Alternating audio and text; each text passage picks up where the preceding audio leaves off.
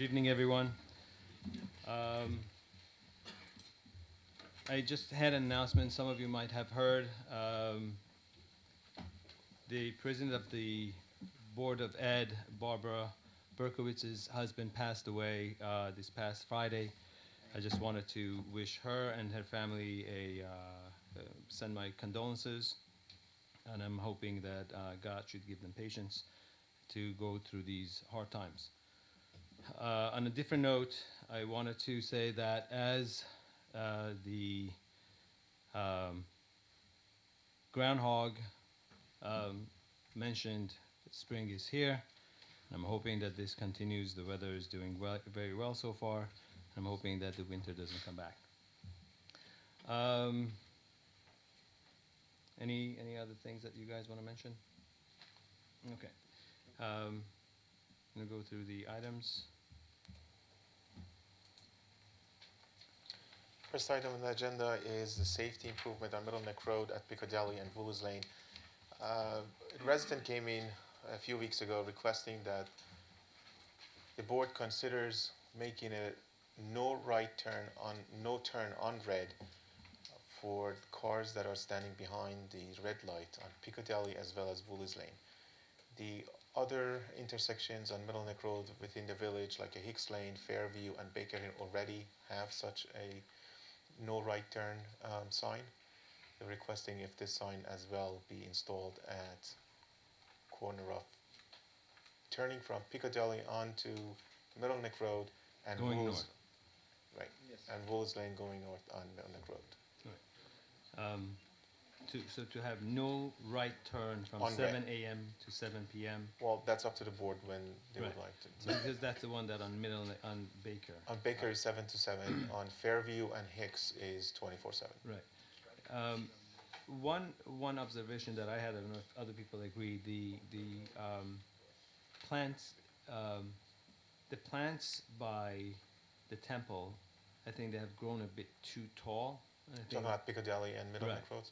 and maybe we need to let them know that they need to trim, Steve, because that can actually be hazardous.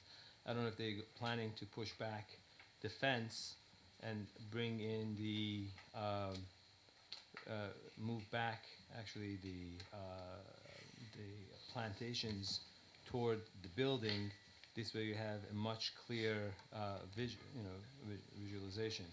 As far as 7 a.m. to 7 p.m., I'm okay with that because usually the traffic is extremely slow before 7 and after. Anybody has anything to add? I mean, we could always, if there are complaints, that there's a lot of traffic after that hour, we could, we could, I was saying 7 to 7. I would say 7 to Those 7. intersections. Yeah, I don't go through. Just no, Piccadilly. It's Piccadilly and Woolies. You said you want to do as They're well. asking about Woolies Both, and Piccadilly. right? Yeah. So I don't know. What do you guys think about Woolies? Um, Is it that I heavy think of a Piccadilly is more of traffic? an issue, but Yeah. I don't agree with either one of them. You don't agree with any of them. why? There's too much Too much. stuffing already as it is. No, that's not the issue. I don't think there's so much. I mean, the problem is if traffic backs up in the morning on those two roads.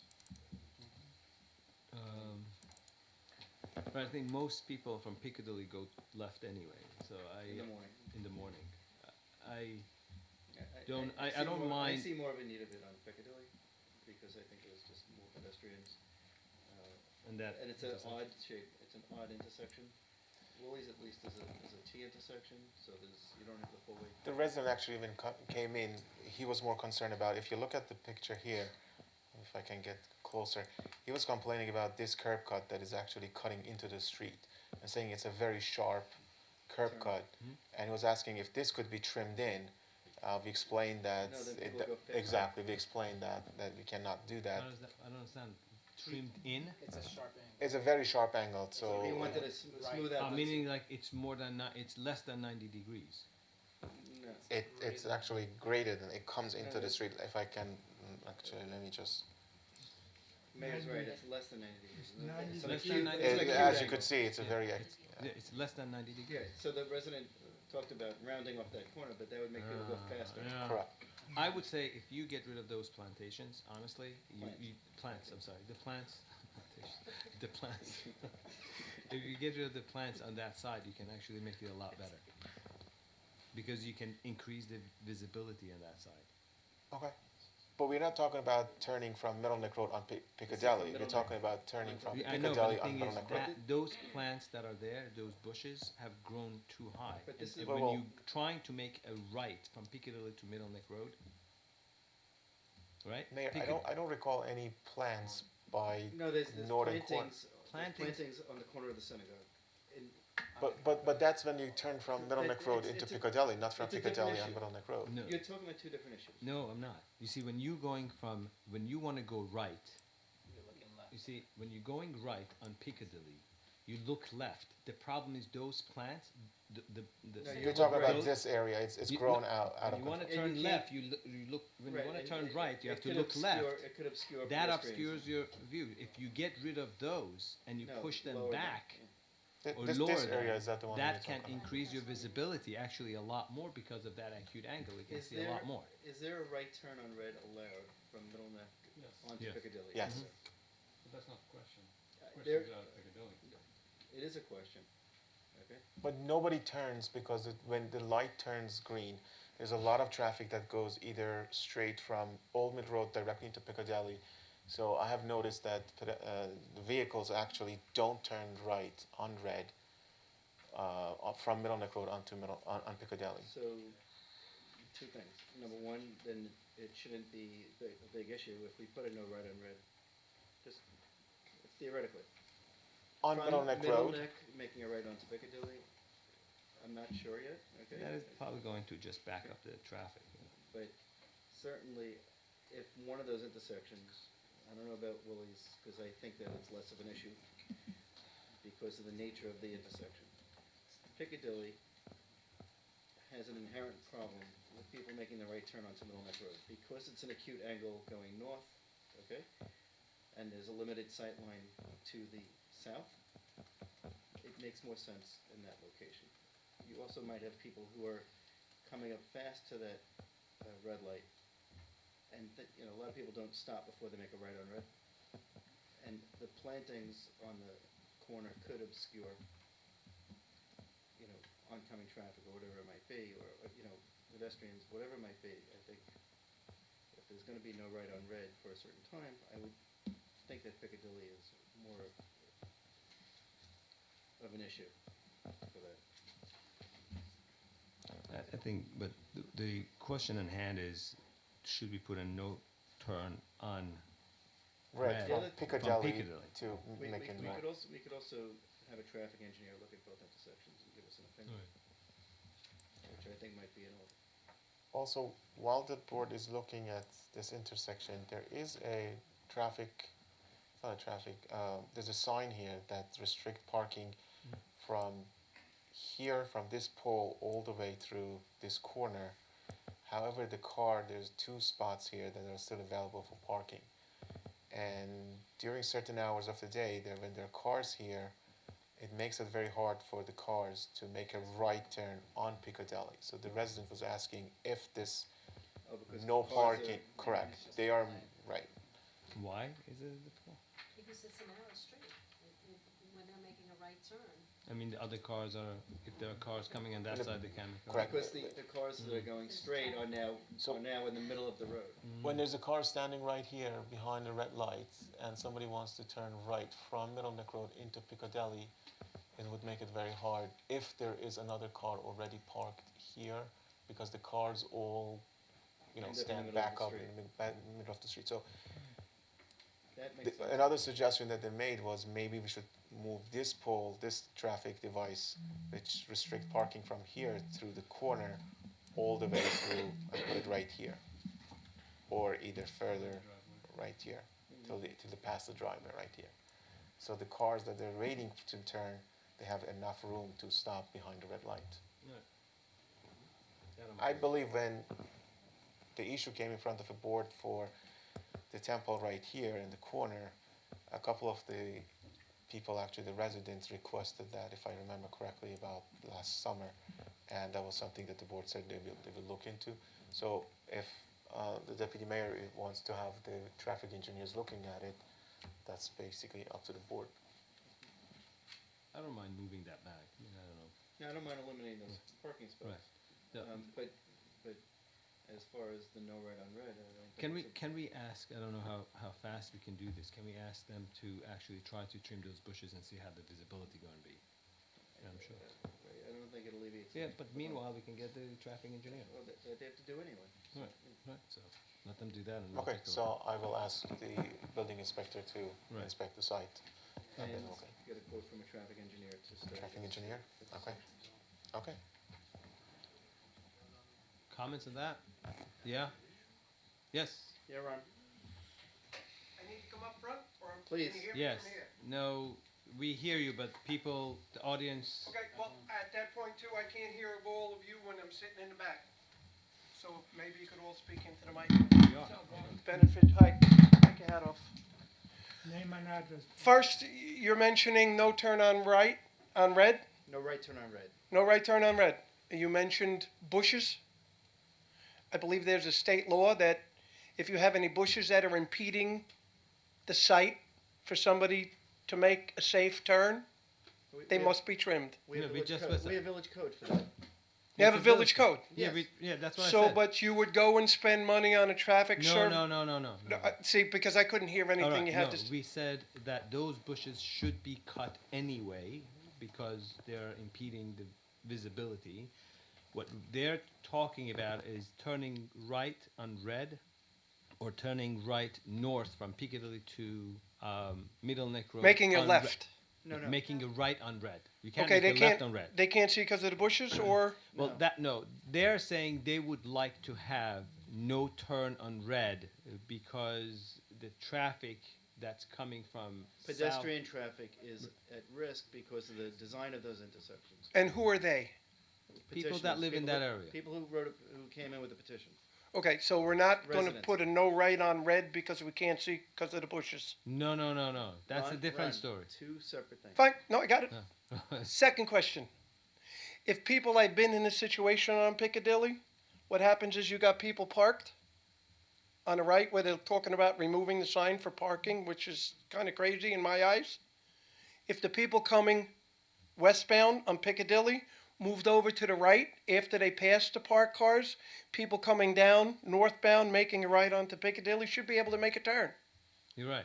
But- We're going to start getting rid of parking and whatever, which is kind of crazy. But I was just concerned that we're not going to get no turn on red because of bushes. No, that's not the reason. That's not Okay. And again, there were a couple people I couldn't hear in the back that weren't speaking into the mic. All right. Okay. Thank you. So sit closer. No, we should. I don't need a mic. I, No, so you can hear us. Yeah, I might have to go to a fire call. I don't want to disrupt the meeting. Thank you. Okay. All right.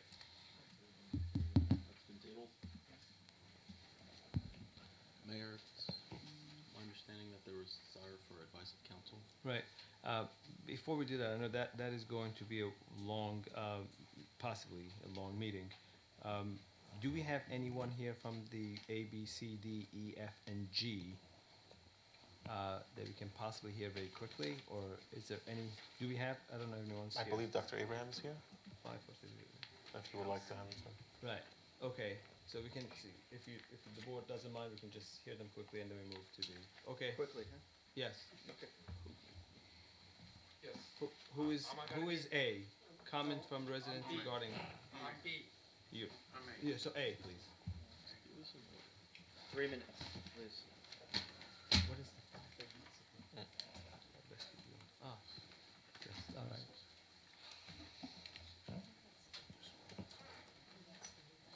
No, that's actually the best, it's just the facade change. That's not Lawrence and Farnhouse.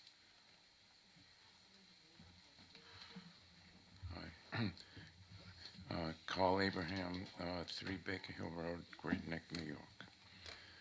I'm going to speak today. Okay. on LED lighting. And the reason I got involved with this presentation is when I observed the headline in the paper, I have one here, where it says Streetlight Manifesto. And if you take a look at, may I have the next slide, please? The, the individual that took the photo is, I think, Mike Adams. And the next slide, please. And the individual that wrote the article is Mike Adams. Now, if we go back and take a look at the first page, it says that one of the village LED streetlights shortly before midnight, which is this photo. I don't know what he means by that, unless the bedroom is situated right under the light in the street, which is not the fact. What I did was I looked at the case that's against the village, and I went around the village to prove the point of meeting the objectives of what the mayor and the board did in making the village a lot safer. It should be known that all artificial light, including LEDs, fluorescent, and incandescent bulbs, can interrupt normal sleep patterns. Okay, we all know that, but we're all blaming it on LED lights. We all know that windowless environments, such as individuals that keep their shades down during the day, all day, 7 days a week, tend to have lower scores on sleep quality. It's an important fact here. Of course, it all relates to the people that are complaining. Now, there was an article most recently published in the Island Now by a Mark Baker. And I tried to find out who Mark Baker was or is, and there's a lot of Mark Bakers. The name is popular in many areas around the United States, including New York City. He's not known as an expert in LED lighting, but he's a member of this group of a few hundred around the country that happen to continually write letters. There's only a couple hundred that write the same letter to small cities and small newspapers in many cities throughout the United States. And you can look at the similarity between the letters. The only names is that a change are the people that, local people that live in those towns. There's also a 2015, it started a climate group in partnership with formerly Philips Lighting called Signify. And there's a prediction that by 2025, all public lighting around the world will be LED lighting. Okay, may I have the next slide, please? That one. I'm going to take you around the village to show you what the LED lighting does and how we all benefit by it. This is a view on Baker Hill Road looking north towards the tennis, on Berkshire Road looking north towards the tennis courts. I'd like you to notice, if I may just move up to the slide and just point a few things out to you. I guess, can I move this with me?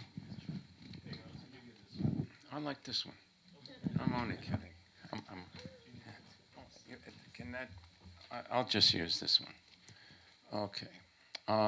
If you take a look at the light here, And what it does is actually it's focused on the street.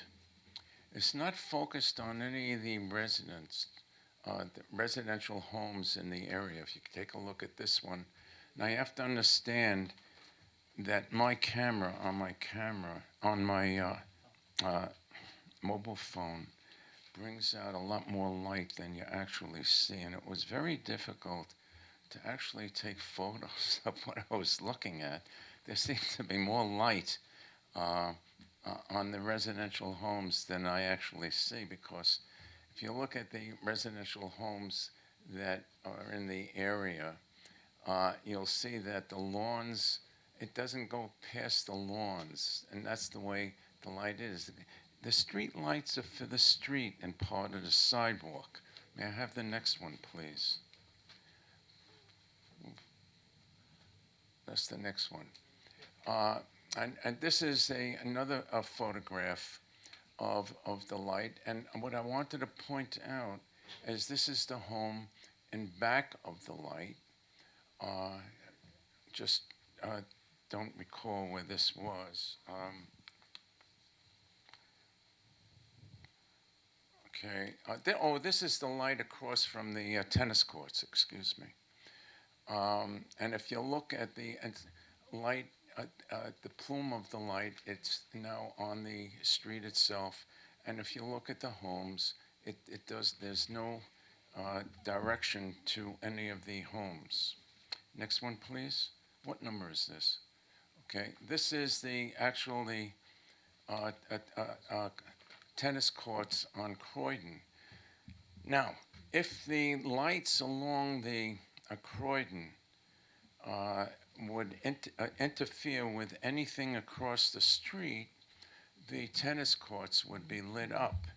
See, the light is actually on the opposite side of the street, shining on the street itself and lighting up part of if this was a sidewalk, this would be a sidewalk that is partially lit.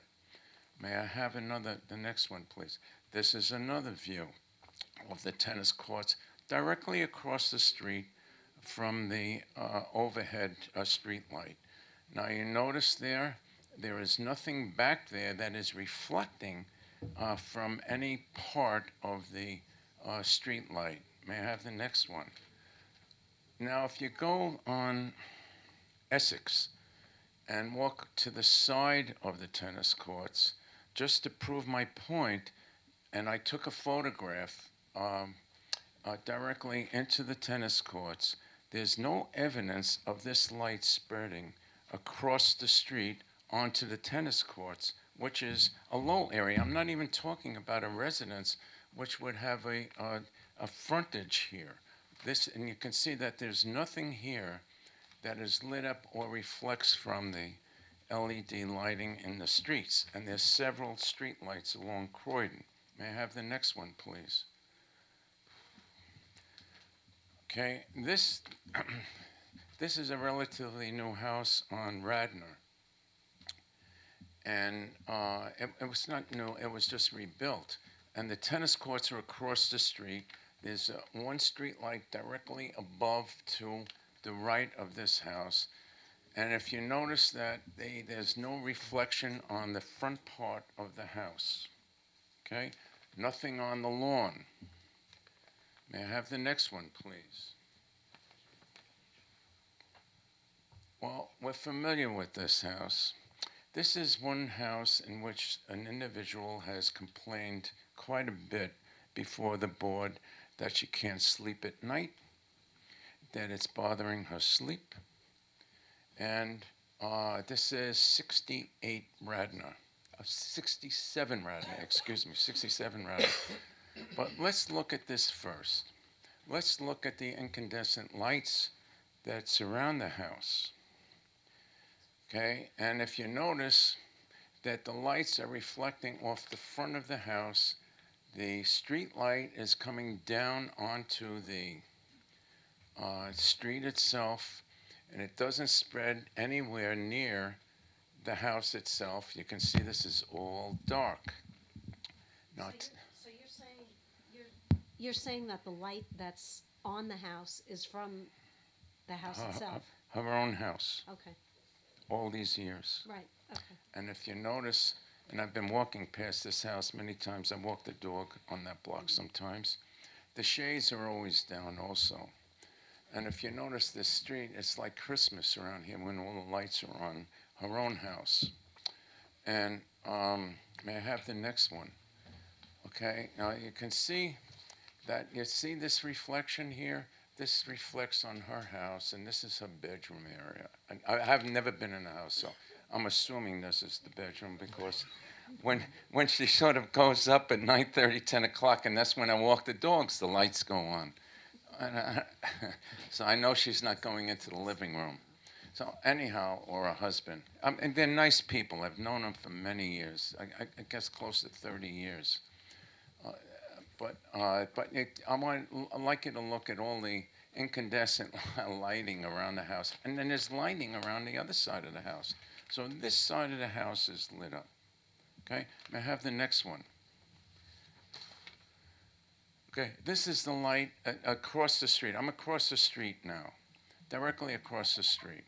And now what I'd like you to do is note that this house, the last photograph that I took, which was last night, is directly across from this house, also under the street light.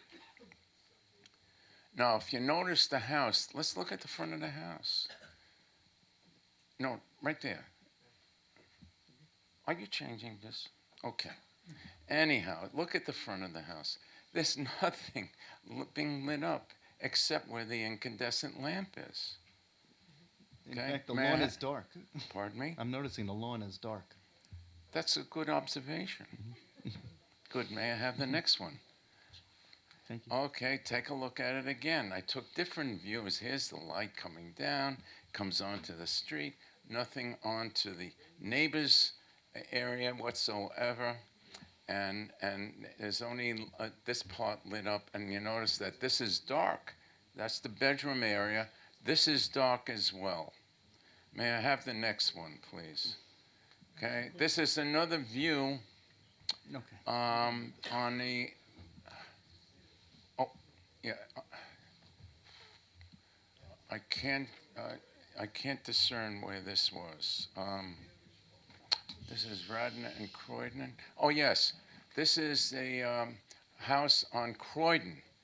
And I would like you to just take a look of the house just behind the street light. You find that there's nothing going, no direction. The street light is doing exactly what it's supposed to do. It's lighting up the street and part of the sidewalk. May I have the next one, please?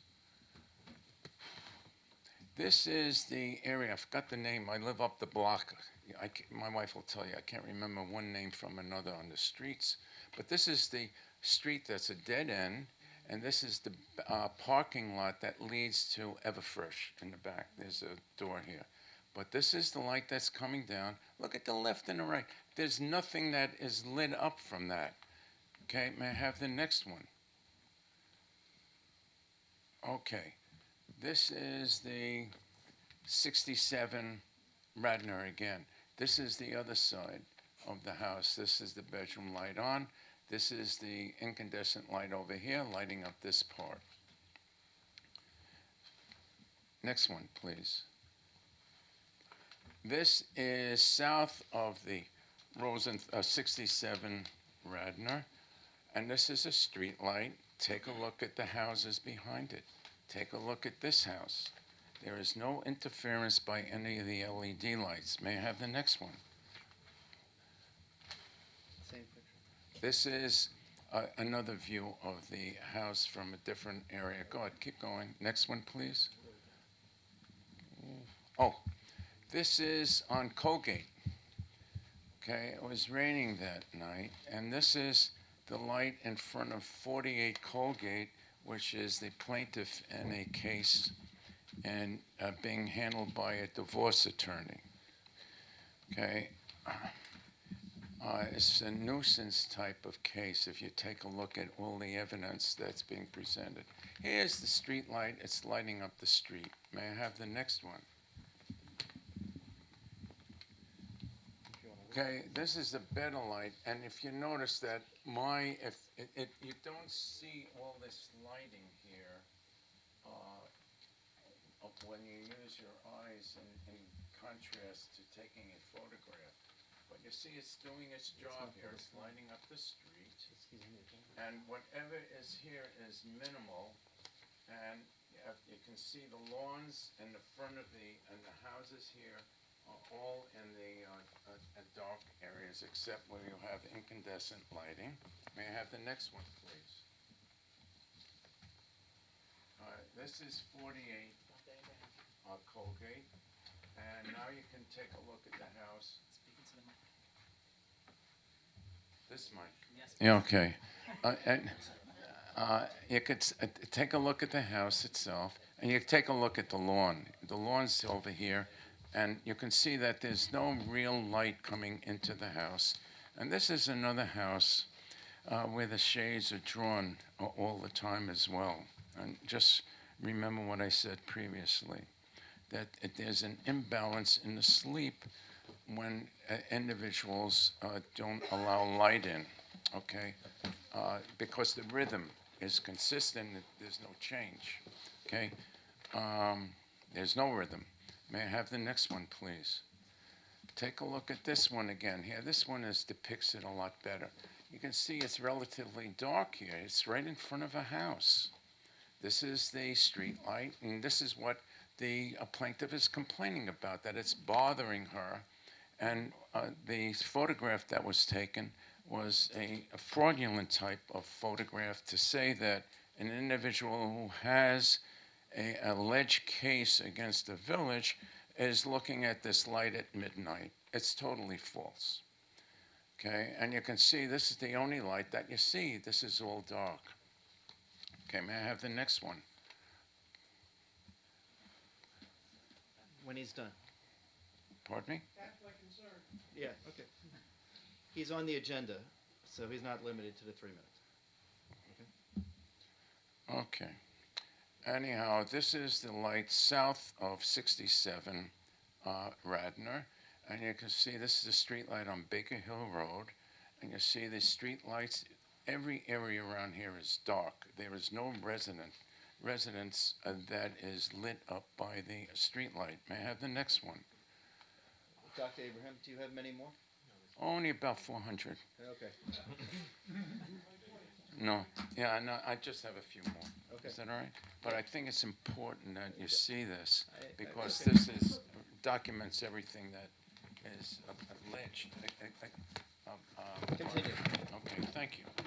Okay, again, this is a photograph of the house of 48 from a different view. I'm looking north. You can see it's raining. I took the photograph from the window, and you see there's no effect on the surface of the front of the residence at all. You can see there's just a little on the lawn, and that's you don't actually see that. It's my camera that is a little better than what it should be. Go ahead, next, please. Here's another photograph. Next one. That's it.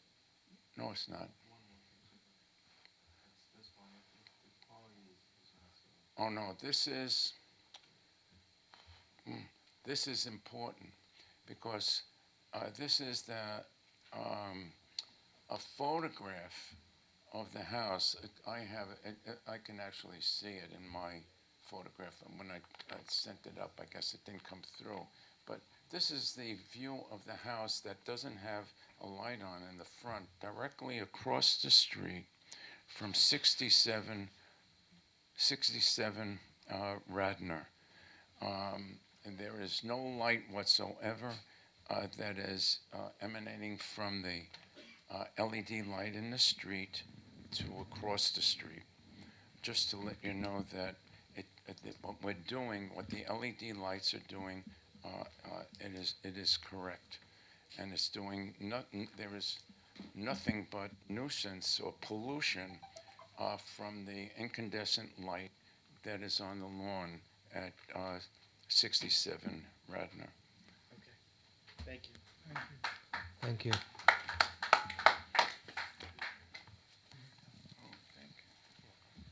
They're good. Thank you very much. I just would like to point something else out. From the time there was a complaint at Forest and Hicks Lane with reference to the accidents going back to October, it's the decision of the mayor, the board, and with the help of Louis, that there hasn't been one complaint since that time, since you made the correction. Thank you. Okay. No, just do B and then we do the. Somebody here from 554 Middle Neck Road?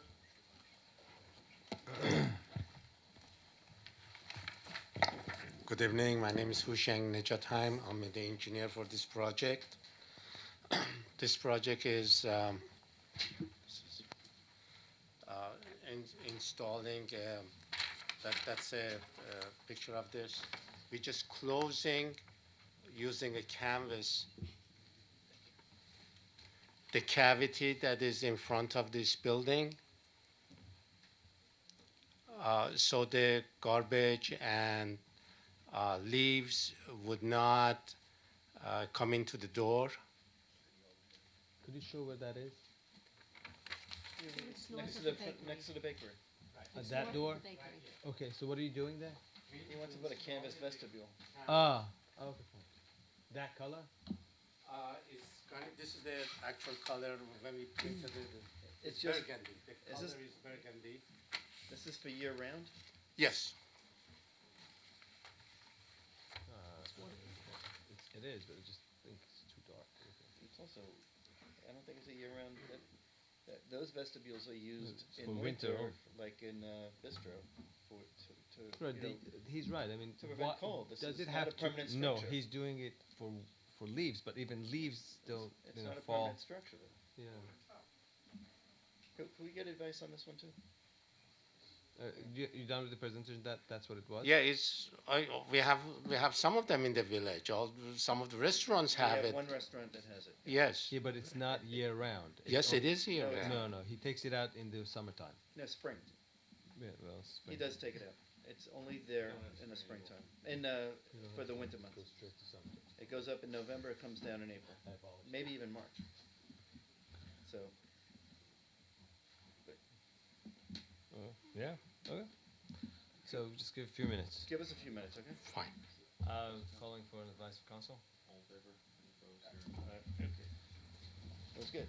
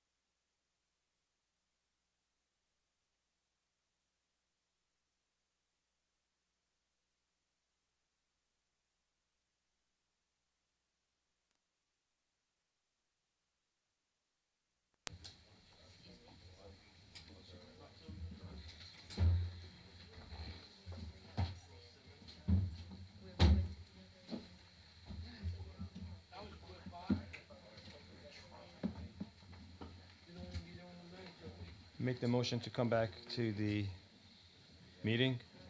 Come out of a executive session. You made a motion? Yeah. Second? All in favor? Aye. Any opposed? None? So we have two, back up. Two possible options. If you like to do a temporary material as a permanent structure, we would have an issue with it, and we would like to ask if you can either have it for seasonal, or if you want to have something for permanent, maybe you want to change the material and use a permanent material. Would you be able, are you willing to do that? We could use a better material, but I think this is very common for this type of It is, but structure. it's, again, the only one that I am aware of, unless someone else knows of something else, is Bistro Burger, and they're using it only for the. I understand that. No, I'm talking about the material. Is very Would you standard be for- able to use I could use glass, different color. metal, or anything Well, else? what we're Well- saying is, if you want to do temporary structure like this, I understand. I got Okay. that. I got that. then we'd be okay with it on a If it's seasonal temporary, basis. right? Okay? If you want to keep it permanently, then we would request that you come in with, Material change. with proper external building material, You, maybe glass or whatever you might need to.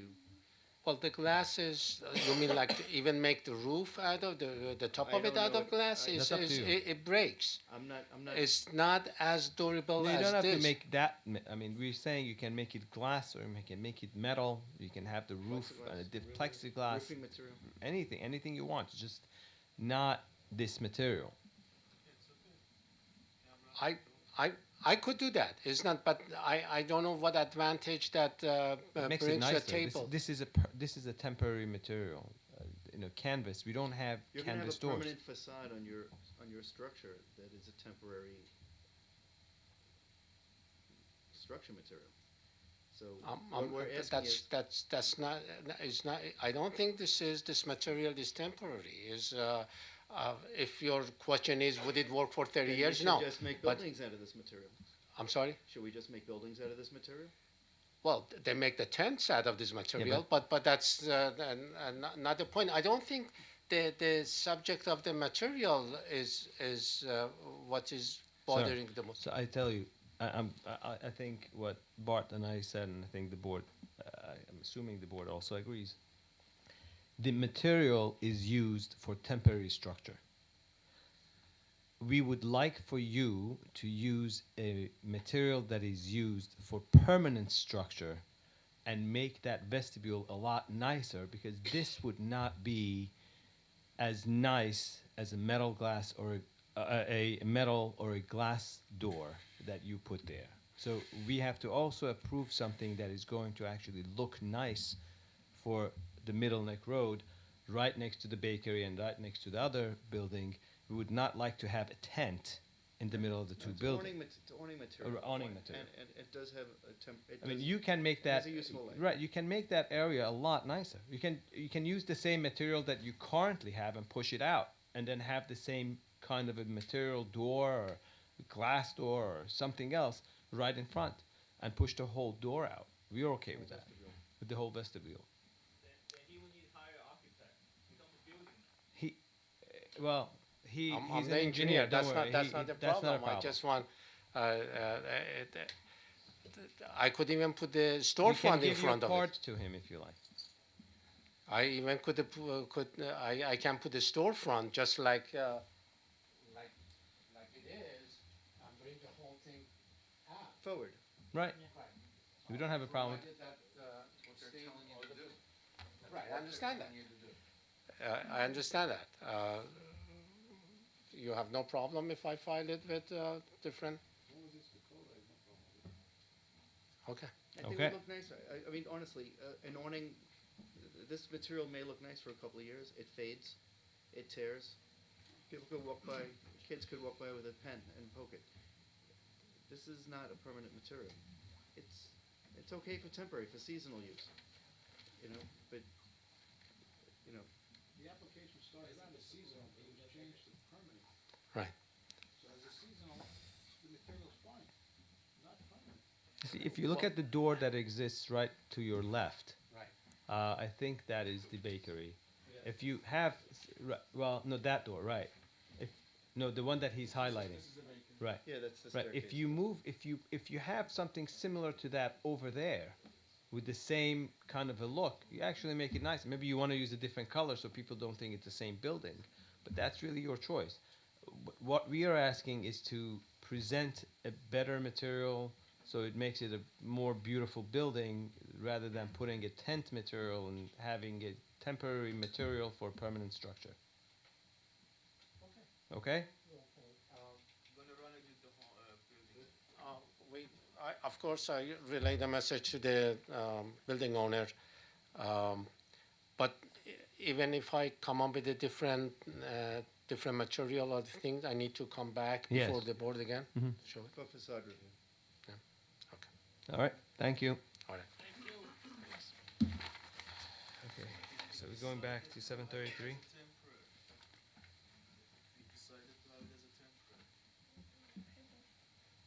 But if we keep it as a temporary then I don't need to come back before the board. I'm trying to I'm trying to gain some time here. Is the application before us for a temporary, for a seasonal structure or for a permanent structure? What is the application? Was it for permanent structure? Can we, can we approve it subject to changing it to temporary structure?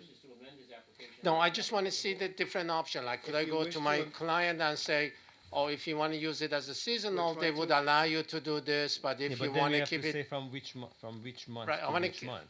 I want to be able to give her an option.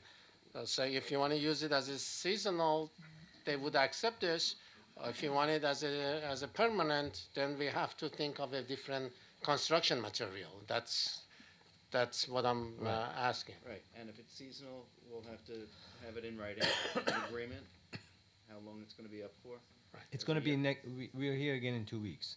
So if that's what they want, it's not going to delay it by much. But I think you should discuss it with the Fine. owner and see if they're willing to go ahead with a permanent material for permanent structure, or they want to do this and have it a seasonal, at which time they should also say it's going to be on from this time to this time. The board has to agree to the timing of the structure. The advantage, I will accept that, and it's just want to give you why this matter came to light is just because this is like a cavity. The wind is We so all get it. right. We do understand it. And that cavity has been there for many years. Listen, Right, I know. Is that we're not here to try to no, I obstruct you from doing what you wanna do. But if you wanna do that, we're just asking that it be done properly. That's all. fine. Okay, all right. Thank you. Thank you. No, No. tabling it until the next meeting. 733.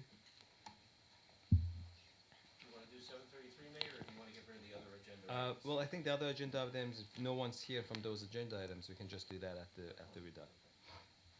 733.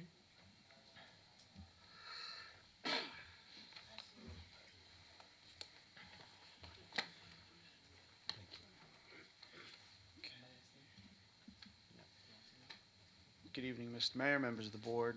For the applicant, Gesher Community LLC, John Farrell with the firm of Son Ward Cascignano. Our offices are at 333 Earl Ovington Boulevard, Suite 601, Uniondale, New York. We were here back in December. We presented the basics of our application. In that time, the plan has changed slightly. We've addressed some of the concerns of the building department with regard to the drainage. That issue seems to have been resolved through our dealings with Nassau County. Just to refresh everybody's recollection, the applicant is seeking to redevelop the property at 733 to 741 Middle Neck Road with a 4-story multifamily apartment building with public gallery art space. At this time, I'm going to submit some photographs that I've taken of the site. I took these last month just to give the board a sense as to the existing condition of this property. This property has been in a state of disrepair and underutilized for more than 30 years. Most of the buildings are not, 3 of the 5 buildings on the 2 properties are no longer in use and haven't been in use for some time. At this point, they need to come down, and this site really needs to be brought up to a more modern standard and design. And I think if you look at the rendering that's up on the screen right now, this building accomplishes that goal. So the applicant is proposing to construct 25 apartment units, 8 one-bedroom units, 14 two-bedroom units, and 3 three-bedroom units. There will be 28 parking spaces below grade. Below the garage, we have an area that will encompass 2 recreation spaces for tenant use only, a meeting room space for tenant use only, and 2 storage areas for the tenants to store things that wouldn't fit in their apartment, bicycles, things like that, things that can just get in the way. At this point, we need, just to go through the relief that we need incentive waivers to increase the building from 3 stories to 4 stories, an incentive waiver to increase the height of the building from 31 feet, which is permitted in the Apartment E district, to 42 feet, which is permitted in the Middle Neck Road Overlay District. We need a parking variance to reduce the parking from 56 spaces to 28 spaces. A zoning restriction adjustment to zoning restriction adjustment. Parking from 56 spaces to 28 spaces. A zoning restriction adjustment for the parking stalls. So the code requires 9 by 19 spaces. We have several spaces that are 8.6 by 18, and the majority of them are 9 by 18. We need a waiver for the parking for the gallery space. According to the building permit denial, we require 32 stalls for that space. But again, this is going to be a public space which we feel will draw people that are already in the community. The development in the area seems to be more multifamily related, so we don't think it's going to have a big impact on the parking. And I believe the parking study and the traffic study we've submitted previously bear that out. We also need a zoning restriction adjustment to permit portions of the proposed garage to project 10 feet closer to public streets. This is really more. Could you repeat that one more time? Sure. The zoning restriction adjustment to permit portions of the proposed parking garage to project 10 feet nearer to the public streets. That's below grade. So if you go to the page with the side view of the building, I believe it's page A009. You can see how the parking garage projects a little bit forward of the building, but that would be below grade, so it wouldn't be anything that would be impacting the visual in the community. We also need. You're Go ahead. saying on the second to last floor, Yes. that's where it's jutting out 10 feet? Juts out Close. underground. Yes. Underground. But it's 10 feet, and that's underneath the roadway? It's not underneath the roadway. It's still on our outside the property. building. It goes to the property line. They're not even under the sidewalk. It's that 10 feet set. It would be, if you look at the front elevation of the building, the first page of this. It's the cover page, that one. So the parking is going to be, it'll be underneath this walkway, essentially. And the walkway comes out to the property line, that street line there. I'm sorry? I'm not sure I understand the question. We do have 10 feet above grade.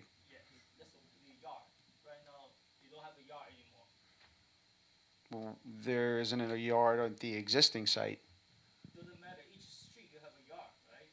They have.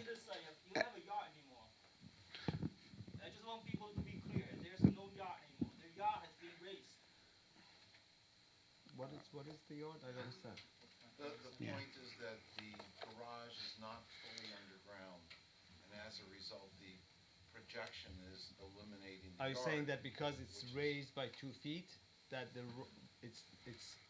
it's raised? I thought This you said is a it's little- erased. Okay, it's raised. You're right. Unusual. That's why he's asking for zoning Yeah. restriction adjustment. Right. We understand that. The next relief we need is to reduce the lot size from 20,000 square feet to 15,124 square feet. To reduce the lot width on North Road from 150 feet to 139.9 feet. And to reduce the lot width on Middle Neck Road from 150 feet to 99 feet. This is really just a function of the property. My client did attempt to acquire the residential properties to the east of the building, but one of the property owners wanted to sell, the other one didn't, so we weren't able to make that happen. That would have solved at least the width on the North Road portion. No, you can't, because those are not in the same zone. Mr. Mayor? Let him please present the. I would like to be able to present the application without interruptions Yes, please. from the audience.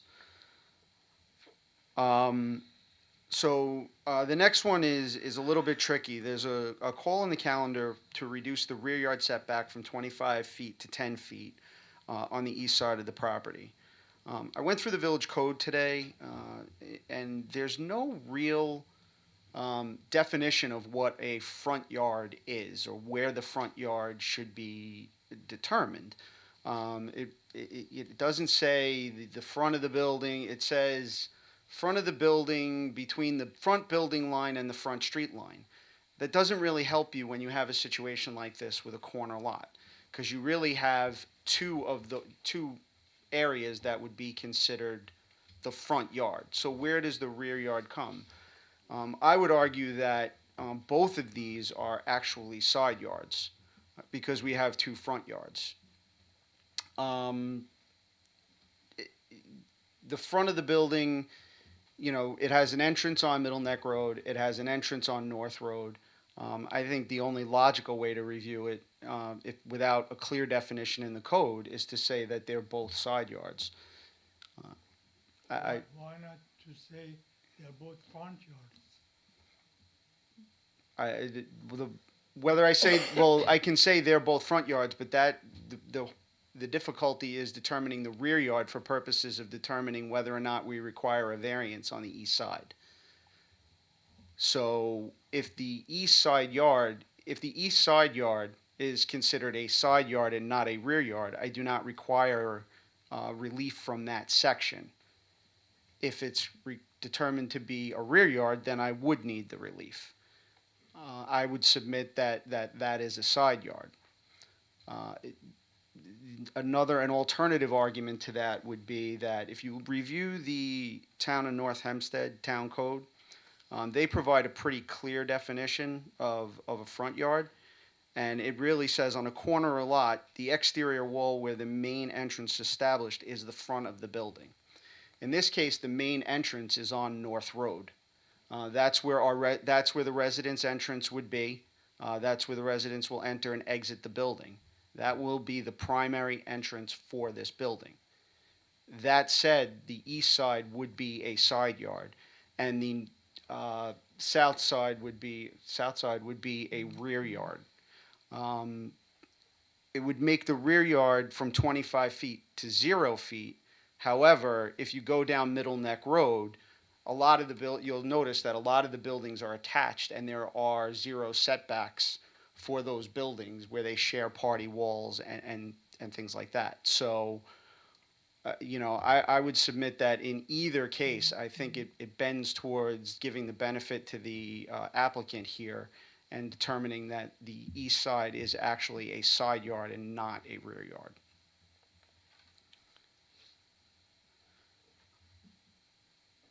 Then after that, that also impacts the next variance. It says a zoning restriction to allow a 0-foot side yard setback in lieu of the 10 feet otherwise required for where that staircase bulkhead juts out. That's the only area where it's a 0 on this plan. So it's really a minor encroachment. It's not really interfering with the adjoining property owners in any way. The existing building, if you look at the footprint, already goes almost to that property line. That's another point I'd like to note. The existing buildings, you can see the outline on the site plans if you have them in front of you.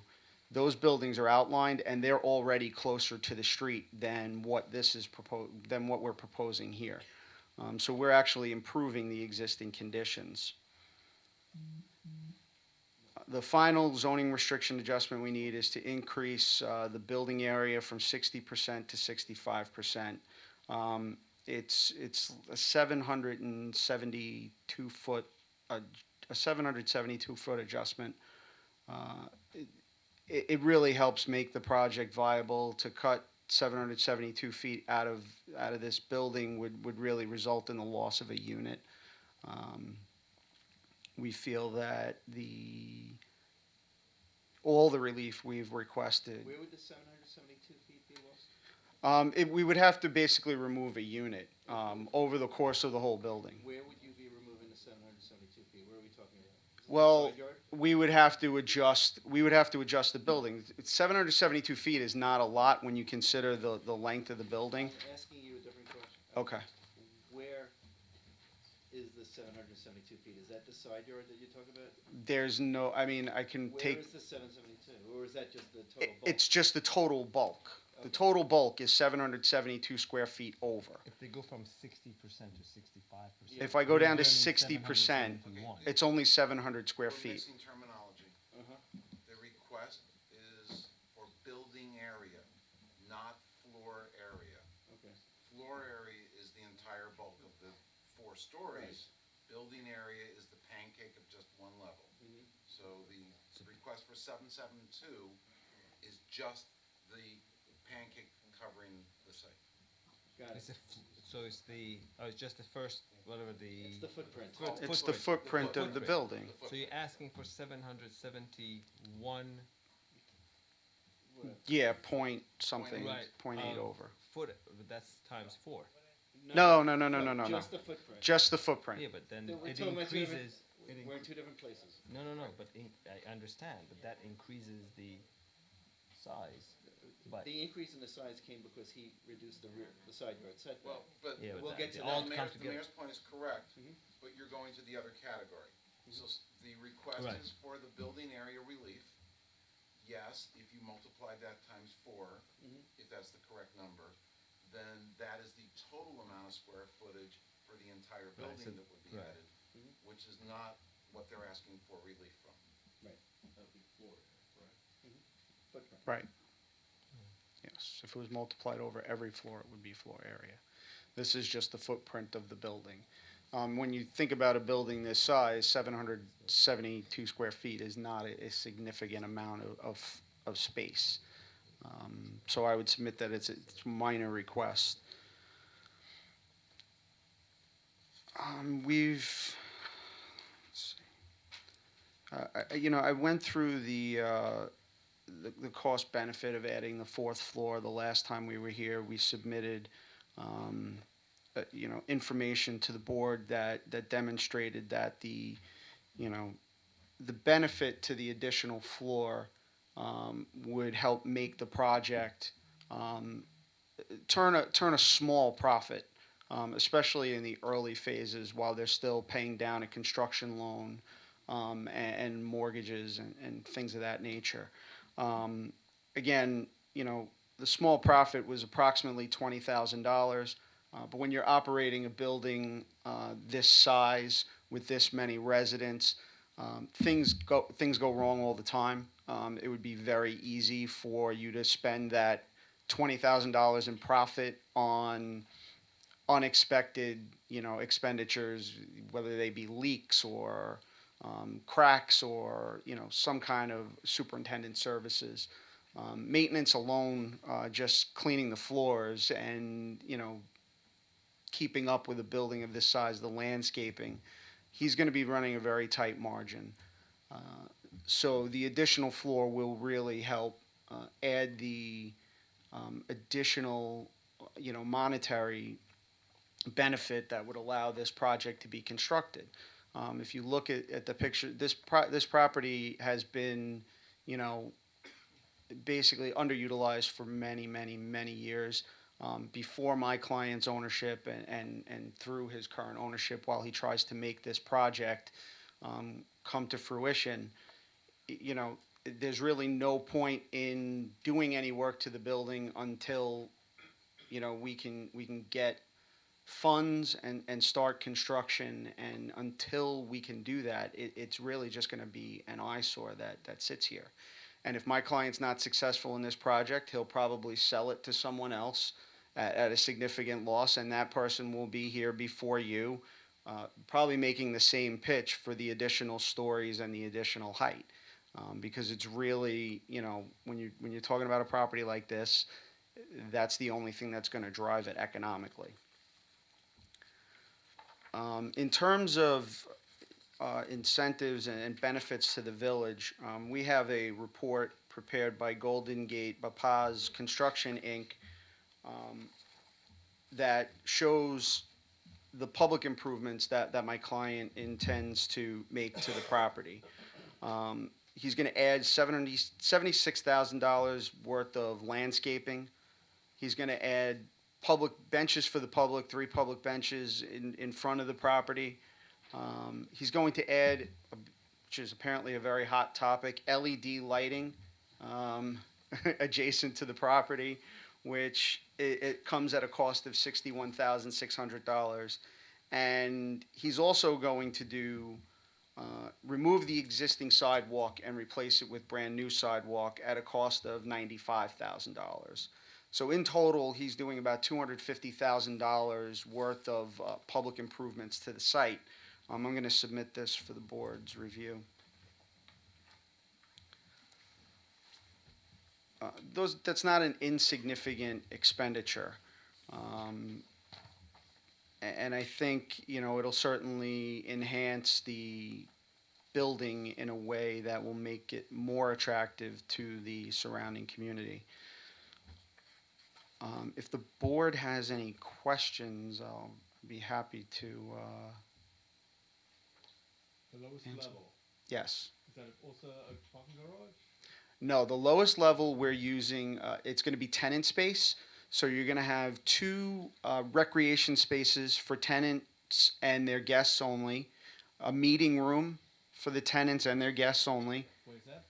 Meeting room. Meeting room. Where is that? If you look on the plan that's up on the board right now, it's the to the right that is the meeting room area, and then all the way to the left is the tenant storage areas. A lot of the new buildings that are coming online are offering storage lockers for the tenants in their basements so that they can store bicycles and just things that clutter up an apartment.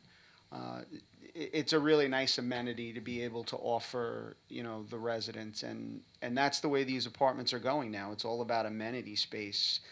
The more amenities you can offer, the more likely you are to lease up your space and lease it up quickly, and that's what my client is looking to do. You did have a rooftop amenity before. Do you still have the same? Or? Yes, we still have the rooftop patio area, but we cut back the size of that to comply with the village code requirement. Originally, I think it was more than 50%, and now we're... This is on which side? This is on... That's on the Middle Neck Road side. That Middle Neck Road, okay. Yes, so we're keeping it away from the residential community as well. I think that's important consideration when you're designing a building that's going to have a little bit of height to it. You want to try and reduce the impact to the adjoining residents. Say that again, I'm sorry. We designed the rooftop patio area to be more towards the Middle Neck Road and corner part of the property so that it doesn't have as much of an impact on the adjoining neighbors to the east. This way, you know, they're not looking off their rooftop into people's I don't think backyards. that's gonna be their concern. Okay. Well, They couldn't see that rooftop if they climbed a ladder.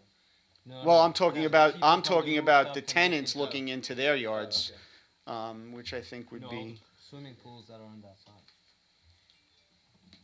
So you talked about guests and an art gallery, Mhm. and we're going from 56 required spots to 28 spots. So Correct. how are these guests going to park? How are, you know, where is all this parking coming from? Well, I think, you know, if you look at the traffic study, it bears out that not everyone is going to have a car. I know that's a hard concept for us Long Islanders to really wrap our minds around. But that seems to be the way these apartments have been developing, where people are less likely to have cars and rely on public transportation and Uber and Lyft to get where they need to go. So the 28 spaces will provide one space per unit. If everyone uses the spaces, then that would be it. But there's sufficient parking in the surrounding community to accommodate any overflow parking. Well, that's what our traffic report says. So. I remember that there was an issue. I don't know if you're going to discuss that with the drainage. So we comply with the drainage requirements. We met with the Nassau County DPW. Nassau County DPW has I could go on for days about their requirements, but they require you to account for 8 inches of rainfall on your property, which is it's really like an epic, once in a lifetime type of rain event. 18 an hour? No, 25.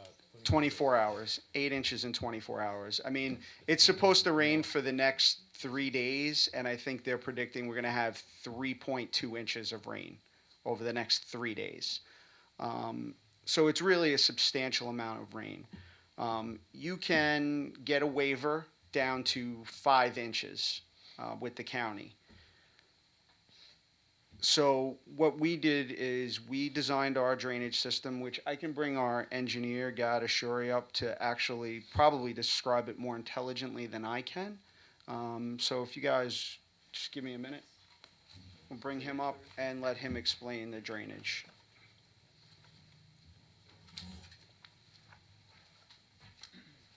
Good evening, my name is Gad Ashuri. I'm an engineer. I was in a meeting with Mr. Nemo in the Public Work Division, and we came up with the idea of containing, this building is actually covering entire lot, and we are taking 5 inches of the rain, and we're trying to put it partially in a dry well system, and the balance of that into the public system, the sewer line. So the sewer line, they would allow us to put 3 inches of actually drainage requirement into the system, and the other 2 inches In the storm drain. storm water. Only we are talking about rainwater, storm Right, water. you said sewer. I just want to make I sure. mean, that it's not storm. Right. The point is that the design is completely for 5 inches. But out of that 5 inches, 3 inches goes to the sewer system. Drainage system goes into the Storm system. sewer system, Storm. and storm system. And then the other 2 inches we put in a dry well. So that's the concept. Where are the dry wells? The dry wells are under the building. The building is cut. I don't know, you can show me the site plan maybe.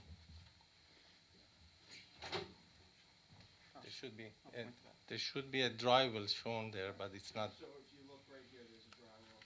This is the right in this corner here. It's a 12 feet diameter by 22 feet deep. Ah, 12 by 22. And 12 by it's 22. open to this. That corner of the building is cut, and it's open for maintenance, so you can have something like 12 feet above the first floor access for anything, any machinery that has to come and fix it. So basically, the drainage system is contained within the property in that corner, ready for maintenance, within the guideline of the DPW. And the design is done basically to put 3 inches into the system and 2 inches contained Do on we the have from DPW, do we have any letters indicating that? No, I believe the building department has had conversations with the county DPW and exchanges of emails. Conceptually, we understand what it is that the engineer is saying, what the plan is to deal with the drainage. The difficulty is that the final drainage plans with appropriate calculations have not yet been submitted to the building department. The draft resolution before you, therefore, makes any approvals you give tonight subject to receipt of a drainage plan that is in conformance with the village code and approved by the village building department. This is from Nassau County. No, with the No, the plans that are approved by Nassau County as well, that they well, are again, accepting. we have not seen documentation to that. All we have is verbal confirmation thus far. Okay. The design would be complete once this board approves the concept, and we will put everything together with the drawings, and we get approval from the DPW and from the village. Well, the Board of Trustees is not approving the concept on the drainage. The Board of Trustees would be approving as written, and the board is always free to change it, but is simply making any of the zoning adjustments contingent upon the building department approving the drainage plans. Right, my point is to get the waiver on the drainage requirement.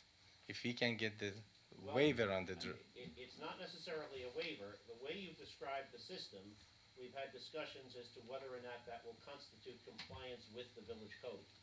And it may be that a waiver is not needed. That will be ultimately a determination of the If the waiver is not needed, the DPW has no objection of dumping 3 inches of rain into the. I appreciate your point, but what I'm saying is that the building department has advised me they have not yet made a determination regarding the satisfaction of the drainage to the code based upon the concept that you presented. Yeah, but the good news is they haven't rejected it. Yeah, but we are not in violation of the code because we designed it for 5 inches. The village code is different from the county requirement. Okay. So it has to be in compliance with both. Right. Okay. We understand that point. You know, we understand, you know, County DPW has a very long, drawn-out system with the 239F review. Projects can sit in there for a year and a half, 2 years sometimes. We have an application in. It's being reviewed.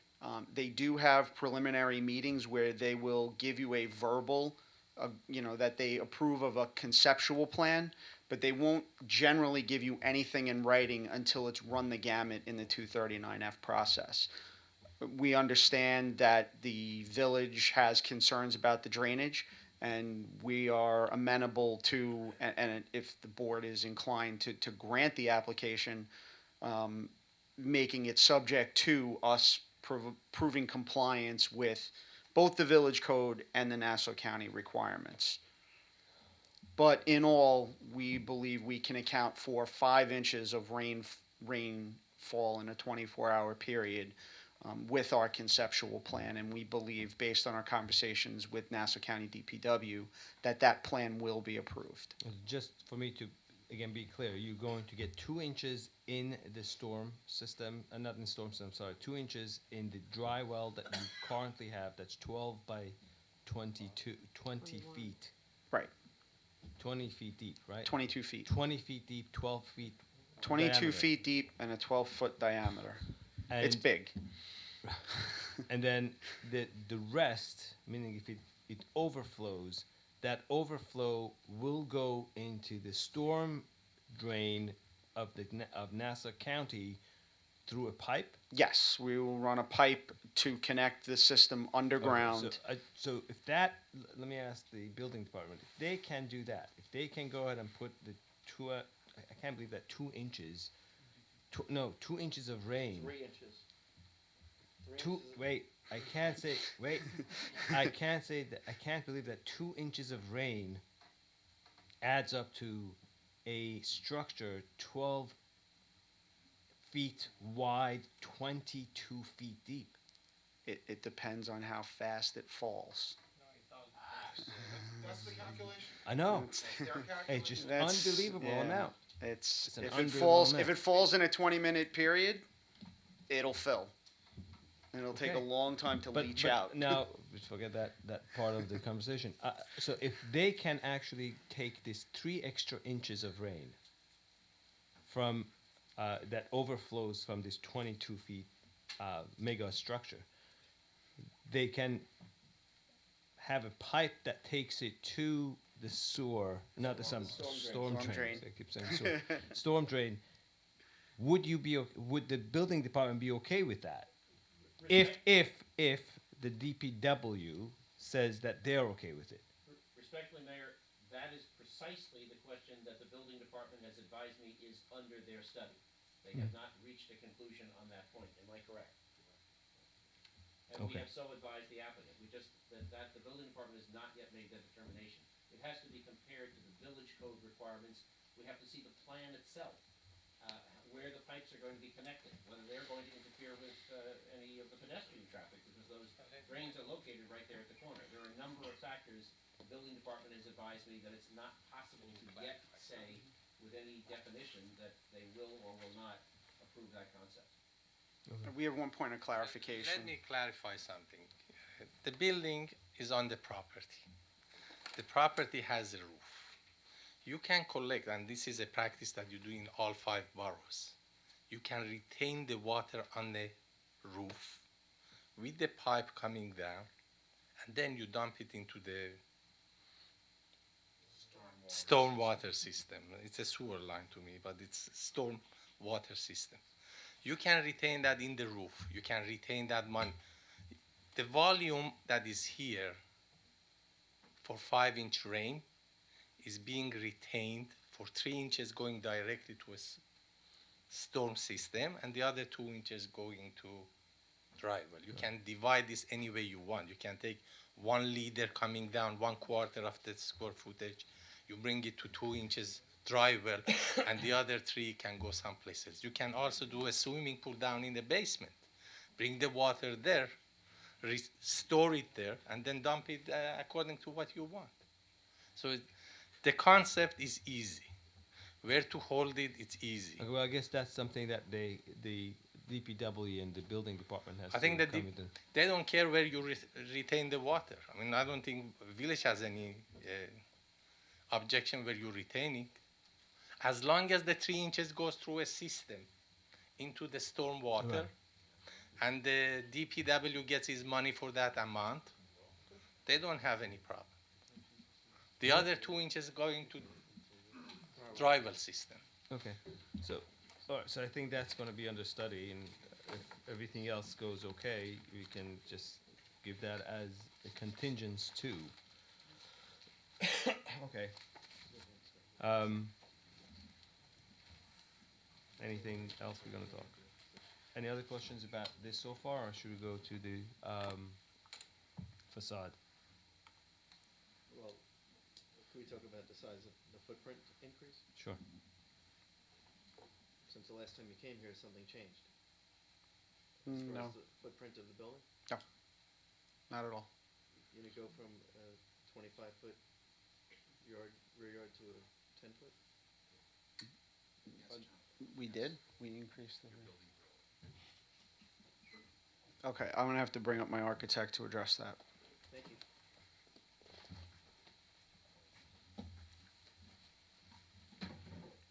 Good evening. My name is Robert Bahari, architect. With regard to the increase in the rear, we did increase the side yard or rear yard, whatever the definition is best suits this area. We did increase it to be 10 foot from the property line, whereas before we had it at 12 feet, correct? Originally it was 25, then last time was 12, now it's up That's to not 10. last time. When was last time? Last time you were here, it was 25. Last time you were before this board, it was 25. Last time was 25, now it's 10. I would like to go ahead with, proceed with facade aspects of the details of the facade design. If the board is willing to hear it out, or are we still on the subject of building increase? I think the board wanted to know what happened with the increased size of the building going from 25 feet. I mean, it's going from 25 setback to 10 feet setback. Which impacts the neighbor. Right. Well, as we said before, the footprint increased to provide with bigger units and bigger first floor. This is as indicated on the plans that we submitted before you. So the increase happened because we're getting increased units, or we're getting larger units, and Thank you. are we increasing the number of units? Units are the same. Bigger units. You want to address? The units are the same, the same amount. The size. The number of the units did not change. Right. So number of the units did not change. You're just doing the increase of the size. Increase the size of the units. The number of units are the same. There was the increase in the total square footage in. Correct. So they went from the 60. I think we went from 60 to 65, and that probably was. That's the coverage. No, I That's know, a but lot that also- coverage, and the moment you increase the lot coverage, you're going to increase everything else, right? Right. Okay. No, this So is more than a lot coverage. no. Well, they went from 60 to 65, or maybe they were not 60 before. But the question is now, it has gone, I think, too close to the side. Currently, where are the current buildings, or where is the current building that is existing? the existing building. buildings is as indicated on the site plan at the dashed line. It's coming close to about 25 feet, about 20 feet from the property line. How many? There are 4, 5, 1, 2. There's 3, four structures there currently. 4 structures. So the structures that are on the east side, those are on the property line at this time? Those are about 20 feet from the property line. It seems from here that they're on the property line. No, they're on, they're 10 feet from the property. The garage that's here is about 10, the existing garage, which I believe is like the second or third picture, that's about 10 feet from the property line. And that driveway has an easement for that property next to you?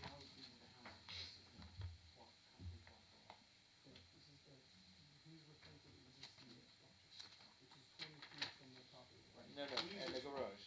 The garage is 10.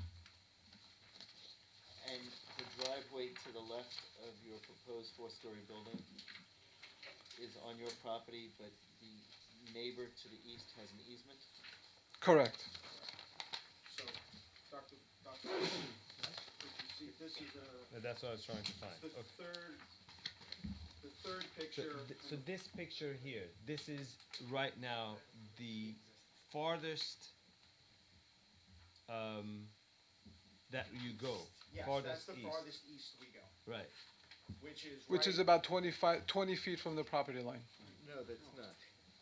No, I don't think it's this 20 is 20 This feet. is the house, these are the houses. This is what he's referring to. Let them I present. have the old plan, you can compare easily. This No, is but from we're last going time. on this. Excuse me. You can, from Sir, here to here. sir, they're That's giving a what presentation. I You're know, I'm not. just trying to help you. See, Oh, you this can is give the- it to this is them. what we- He's yeah, right. This is the This old is one. the building. Thank you, I don't need I don't this. need From Thank this you. to that, that's what you have. Okay, I don't need this, thank you.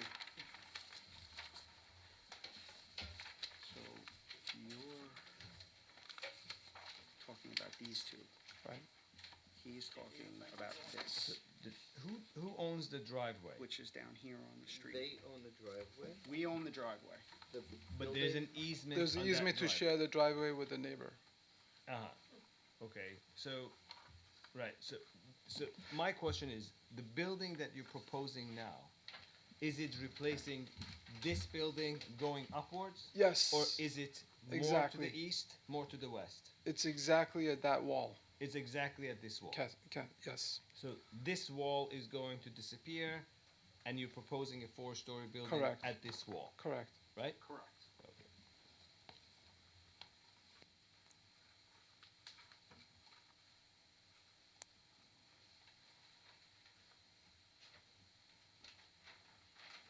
And just so the board's aware, there are two houses behind that garage that have been there for a long time. They're gutted now, but those houses are both 2 stories. Where are those? Can you show me them? So this is the north roof. So this is one roof and this is the other roof. And who do those belong to? Those belong to my client as well. And they're vacant? Those are vacant, yes. Are these yellow houses here? Yes. There's actually a better picture in that packet for you. So those yellow houses are set back by some 5-10 feet? About 20 feet from the property line. Those are about 20 feet from the property. 20 feet from property line, but, yeah, okay. So it's 10 feet from that other structure. Correct.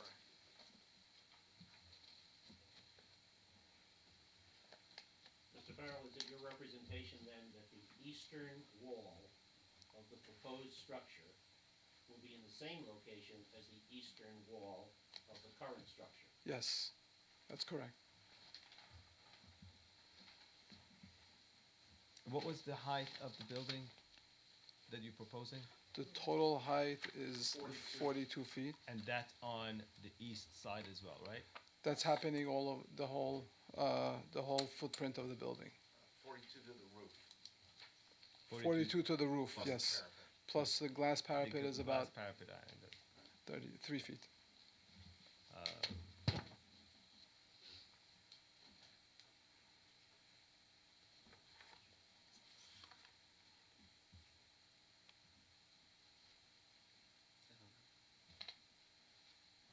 Doing a glass parapet in front of the mechanical equipment?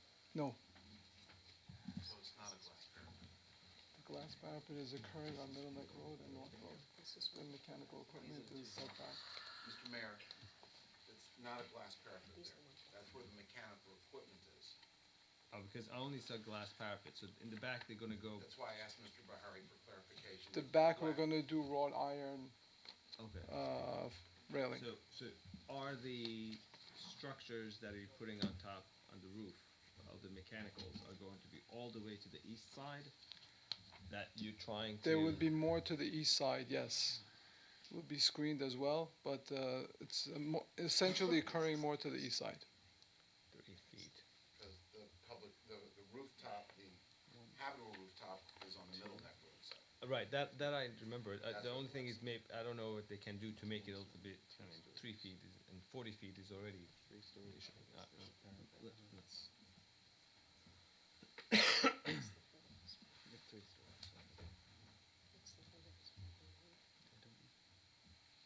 Do we know the height of this building?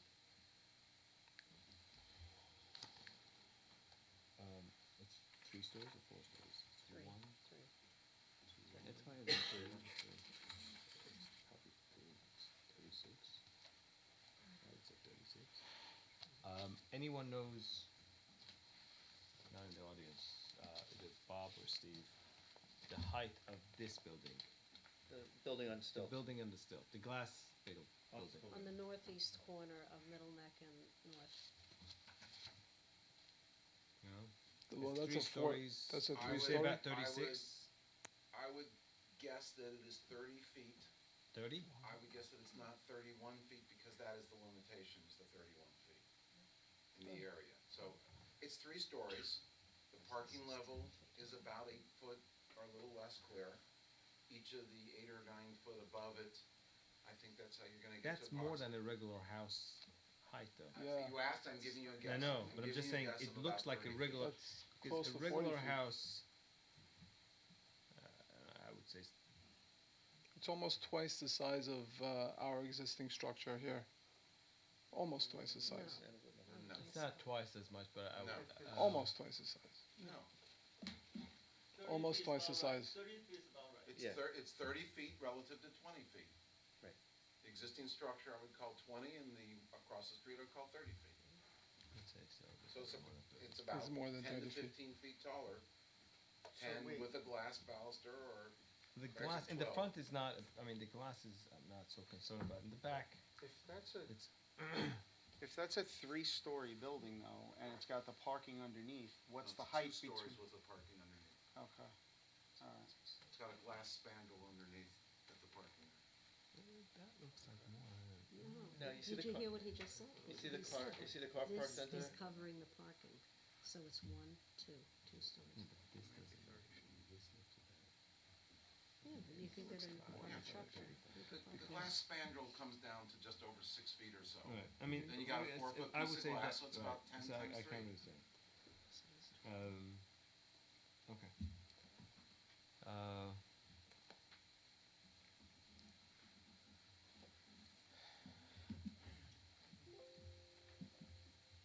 You want to discuss the facade, and then we'll go back Yeah. and see if there. Okay, sure. Okay, with respect to the facade design, do we have all the three ones here? Abraham? Yeah, 4 different. 4, great, all right. We're giving the board choices tonight. Hopefully we'll narrow it down to one. Our approach to this facade design is to provide a more contemporary style, which is characterized by the large floor-to-ceiling windows, which brings a lot of light deep into the space, and I think it's a good amenity for the tenants.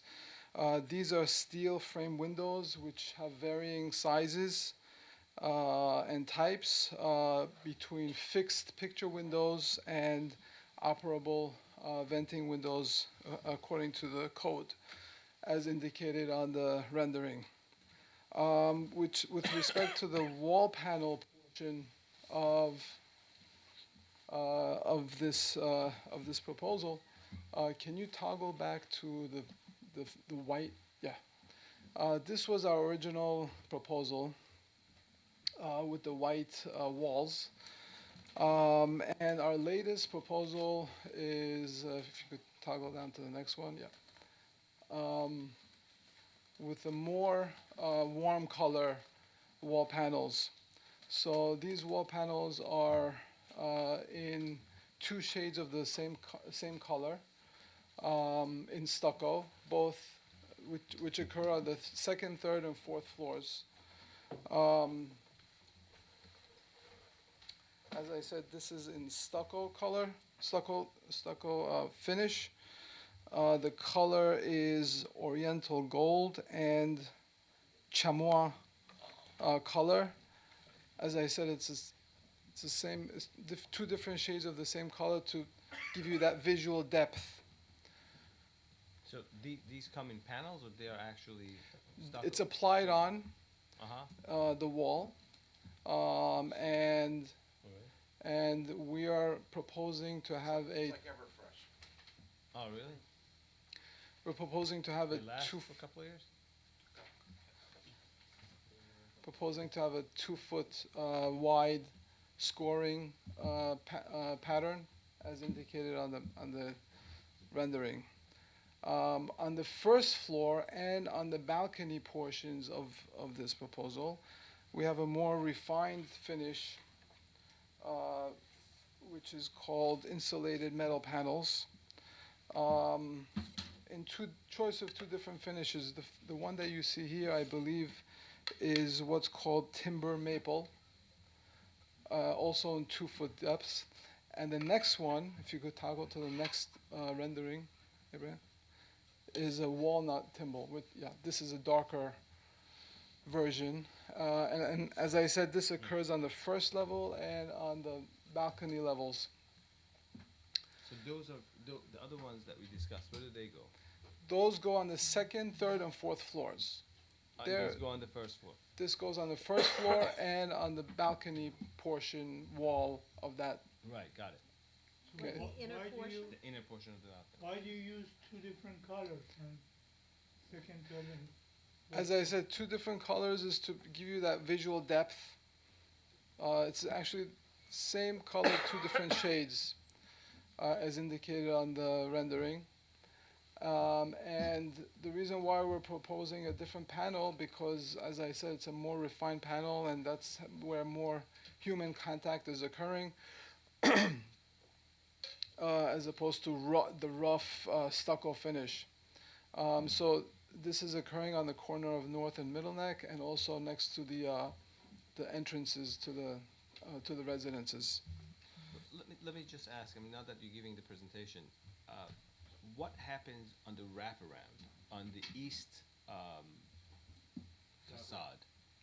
So Do you have on the same presentation on the east facade? So on the east side becomes on the upper floors obviously stays stucco, As and this, right. and on the first floor also turns into stucco as well. Right. Okay, but I see the overhang. Does the overhang go on the first one? I don't know how to. There's an overhang on the first floor, right? Does this go all around? No, On the east? it stops right past the past right before the garage entrance. That's where it stops. This is the glass right here. It's glass. No, that's a cantilever open space. This is where the ramp to the garage occurs. This is the ceiling over it. So this is empty. Right. Like all the way empty? No, just about 22 feet, and then comes So wall. I need to know from here, this is the 10-foot setback that you have, or from here. From here on is a 10-foot setback. So this is empty. So it's really this is another how many feet from here Well, onward? this wall is behind the building. That wall, which is around the corner, that's also 10 foot. 10 foot back. So from where the building ends is 20 feet to the setback to the Property line. to the First property? floor. Or Show the first floor plan. If you look at the floor plan, you'll see that this wraparound happens. because on this it looks like that it ends the wraparound. Do you have the elevation from the east? Yeah. Just show the first floor plan.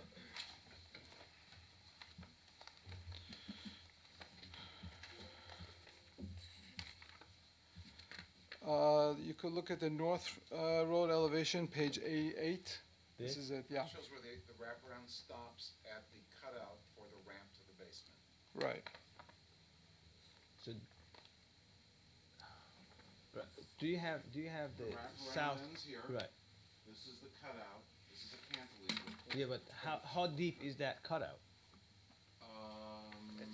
Meaning like from This is I believe this is 25 Go to- feet. and Go to it's A4, 16 you'll see. 16, Go- 26 feet. 26 feet deep. 10 plus 6. Wow. Cutout. 1 second. No, they need the headroom so the car won't hit.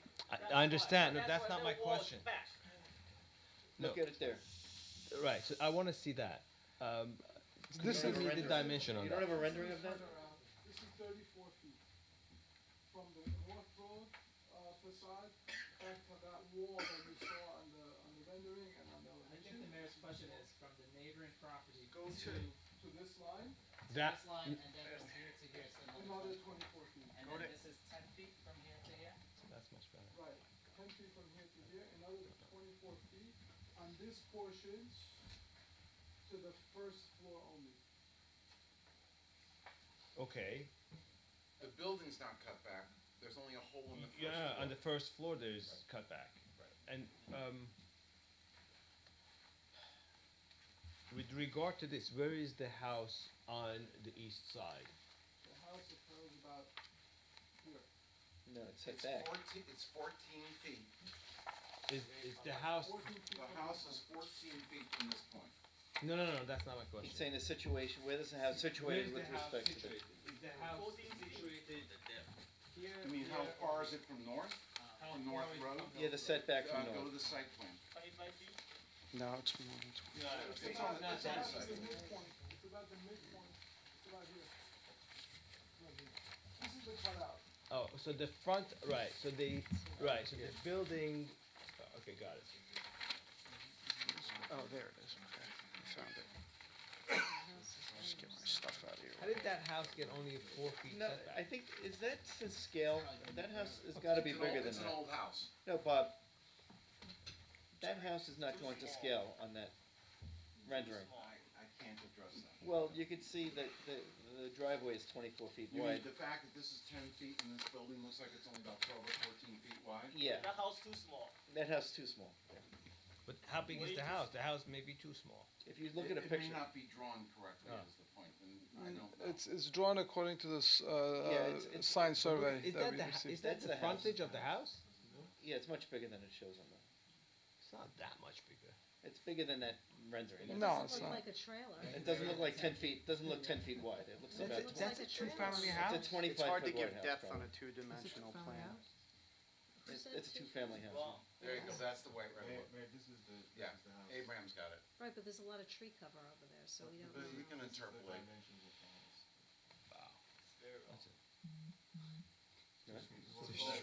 The house is a little bigger than what's shown.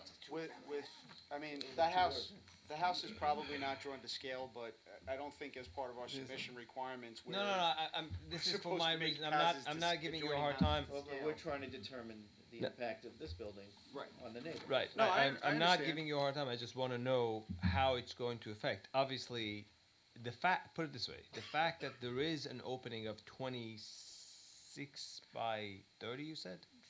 34 by 24.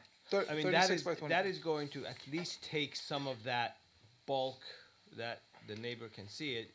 Then what happens in the back? What is the material that you're using Around the back, around the back? Glass as well. same Same material. same thing as the front. Yeah, same material. On the upper floors will be glass. On the lower floor would be less of a glass, obviously, for privacy reasons. Go to the first floor. This wall can always be Robert, do you have a rendering, an elevation from the east? A rendering? On the backside, The unfortunately, rendering you don't have, but you have. not. The elevation, unfortunately, we don't have that They elevation. didn't have the elevation either. You have the elevation from the east. No, Unfortunately, not. no elevation, no rendering. I just want to know how, if it's going to be a brick wall going up, or is going to be. No, there's going to be windows there because it's required But for we the need to see that. residences.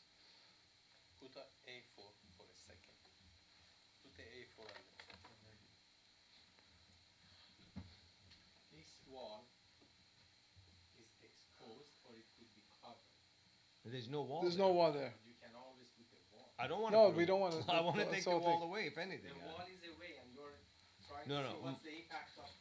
No, I'm trying to see what the impact of the upper on the when you go If you south. see on A5, that building. Abraham, go Next to drawing for A5. the second two floors. You know what I need? I need a. Abraham, We go need a to the. rendering. We need, You never get a rendering of the. elevation. You never It's- get a rendering of it's- the back of the building. Could you go to the next drawing, to the second You get floor, elevation fifth of floor, the back? fourth floor, fifth back? floor? Thank you. you get elevation of the facade. You're not building The- facades, there, that's it's it, not a that's it. No. Now we can show where the windows are. This is the wall, and these are the windows. But this is the second floor, not the first floor. That's second, third, and Right. fourth. Mm-hmm. But there are windows in that wall. The windows are on the first That's floor. what he's pointing, The same Right. as Middle Neck Road. similar to. Well, it's not going to be floor to ceiling. No, it's not going to be floor to ceiling, but But we don't know what they look like because it's not, and there are no balconies on the east side, is that correct? correct. For the same kind of colors. The same colors. Same materials. Same material, same color. So smaller windows, no balconies, and no. I don't know if you want to have balconies with that. Well, just to get an idea of what it looks like. Right.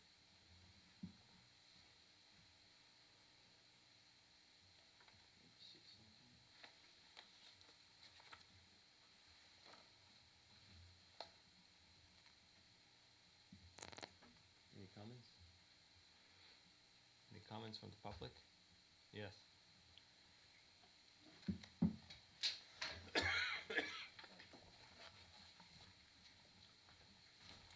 Ken Lee, 7 Gartel Lane. One thing is never clear to me because when they presented for the first time, actually this is the second time, right? Last time they presented, I heard the first thing they say is they looking for two variances, and turns out the board may have the power to waive that as adjustment. The two things I'm talking about is that actually the lot is not big enough for multiple family house. The street frontage is not long enough. So those are the two items supposed to be I think a he variance. itemized the number. No, there were more than two that he mentioned. No. Yes. Well, anyway, my question is that where exactly the borderline is between the two zonings? Because that make a lot of differences regarding how much they can build. Because it's never clear mark the dimension of the depth where this multiple family zone is. The lot is more than 150 feet, if, okay. And can someone tell me I can answer that. where that property No, that we the are- zone okay. is? Okay, if that's not long enough, probably the whole calculation we have been Yeah, I'm talking sure- about okay. are wrong. Okay. Okay. Bob? When this application was originally received in July, it included the property that the owner tried to acquire. So it had the greater depth, and it thus crossed into the residence B, residence C zone, as well as the residence E. And is that the same property we're talking about on North Road? Yeah. Yes, that property that there was an attempt to acquire Okay. is in the residence C C. zone, whereas the corner property is in the residence E zone. When the application was then amended to not include that property, the question was where was the line so that we knew whether this crossed into. I contacted H2M, who was able to blow everything up to look at what the basis was for where the lines were drawn, and they confirmed that this property is in the residence E zone only. That answers you, Mr.?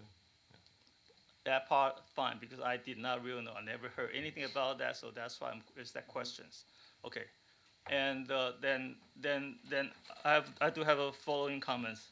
The parking, I think looks like to me that the boards have different standard regarding the parking requirement.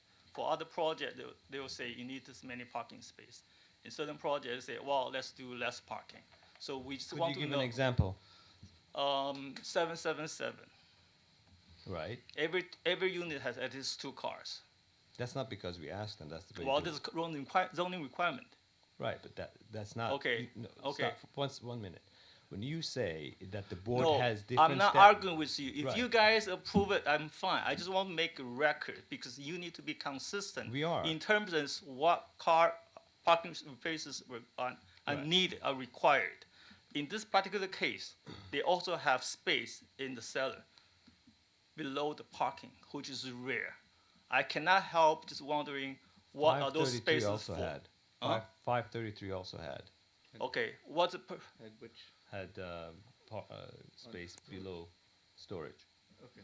Okay, so the question is now, are those spaces supposed under assembly, public assembly? Are they require parking space? Because, Trustee Mendelson? yes, she already asked similar questions. Because where do you park those extra cars? Similarly, in Garthel Lane, right? Right now, I don't have a picture. Right now, you have parking every single morning, 4 or 5 cars there every single day. Once for a while, they'll get ticket. Most of the time, they don't. So people are just parked there. Those people are people from the other corner assembly place and those small stores. They don't have parking. Why they don't have parking? I don't know. So they are, but everyone presenting their development saying, oh, we all did traffic or parking study. Oh, we have enough parking. Turns out years later, the cars are everywhere. Okay, so in this particular case, they can keep saying, yes, we did the same study. But who can guarantee where does the car go? Because most of the street here has 2-hour limited parking spaces. Okay, you don't want to, whatever situation, damage the current quality of life just because of parking. It's just ridiculous. You will see all the cars over there all the place. Okay, I believe this situation here is not going to be any better than the other corner when you not provide enough parking. Okay, so that's the other story. And then I'm architect, so I know when you try to solve a problem, when you try to put the program together, you have their own priorities. In this case, I see the space under the parking is so important to them. So that's why, because you really want to do more parking, you can dig more. But in their mind, they want to keep that space underneath, which is more important to them. So that's why you have a very short ramp. So that's why you need to raise your first floor up. So then the consequences become you don't have a yard anymore. Your yard is really artificial. They are raised. The yard are supposed to be a natural grade situation.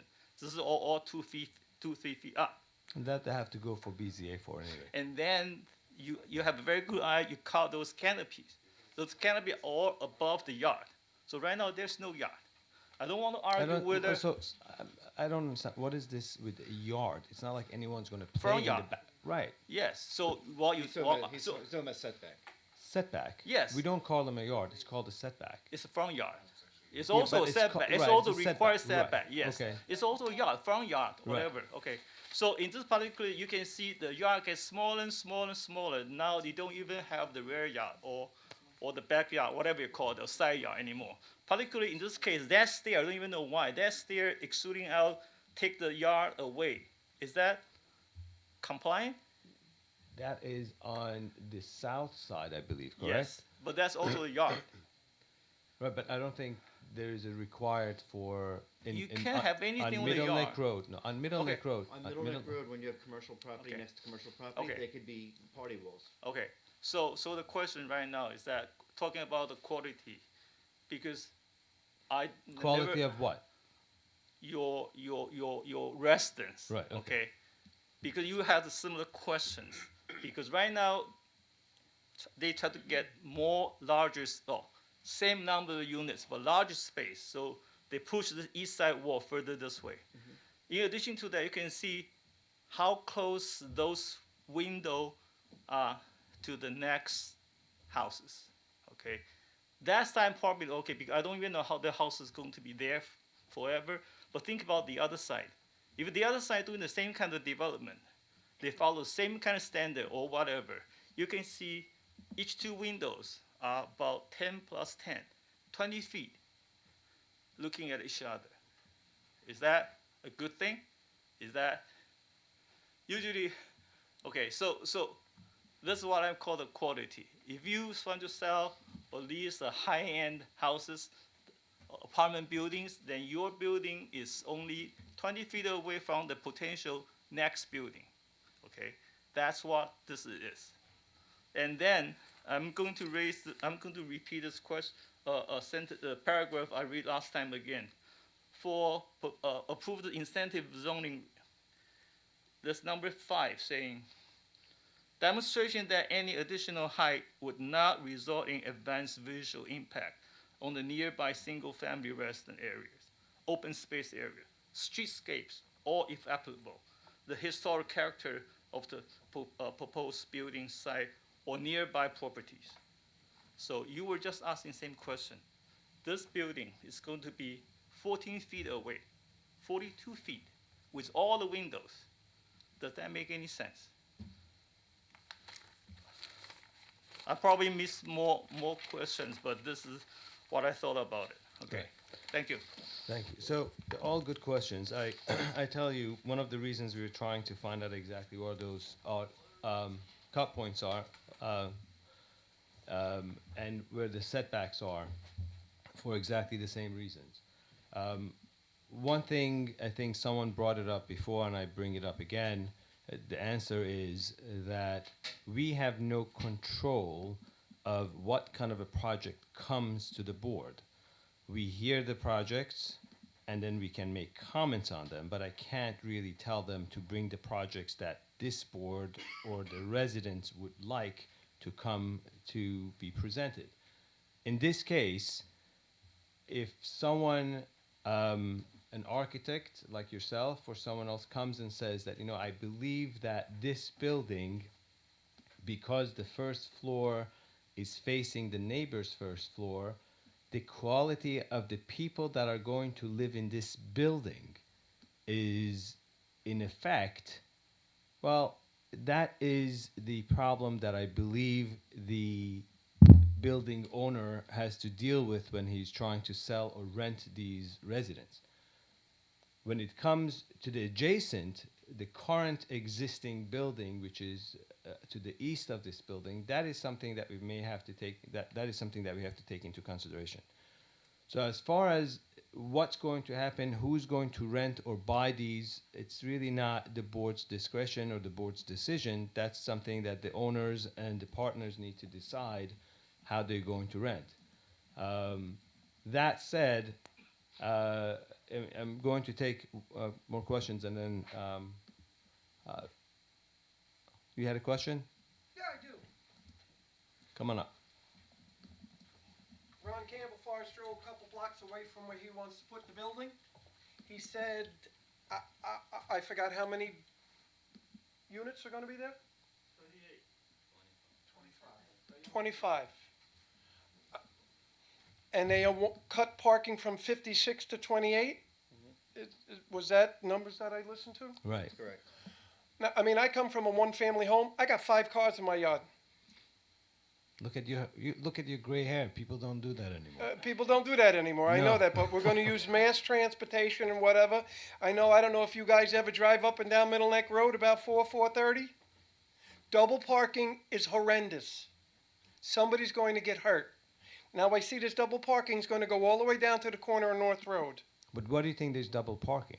What do I think is double parking? When someone parks alongside of a car that's parked. I know what double parking is. I didn't ask But you what the double parking is. I said, why do you think there's double parking? People are letting people come and go. They sit there. It impedes traffic.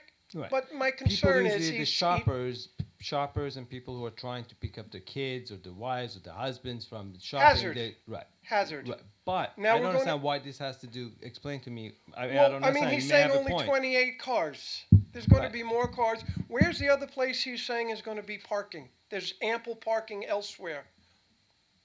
Was one of the things you said, right? There's ample parking elsewhere. He said that. Oh, so. the Right. traffic Well, I mean, so in he's that- got a in that- study. What did the study Right. say? So in that Is area, the ample parking elsewhere? there's That's my question. Street. I remember that it was a Street street and park. lots. Street and lots. There are street parkings in that area that are not being utilized. But there's really nothing in that area on Middle Neck Road. There's no stores or anything like that that is going to utilize. Most of the time, again, according to the study, most of the times those areas are able to take cars. Now, when it says parking, ample parking, these parkings, I know, it's not going to be overnight parking. So it's not for the residents. If you have 5 cars, I don't think you or I or anyone that I know here is going to rent one of those apartments, because that apartment is not going to serve my family or your family. If you want to have 5 cars, you're going to rent a house or buy a house that allows you to park 5 cars.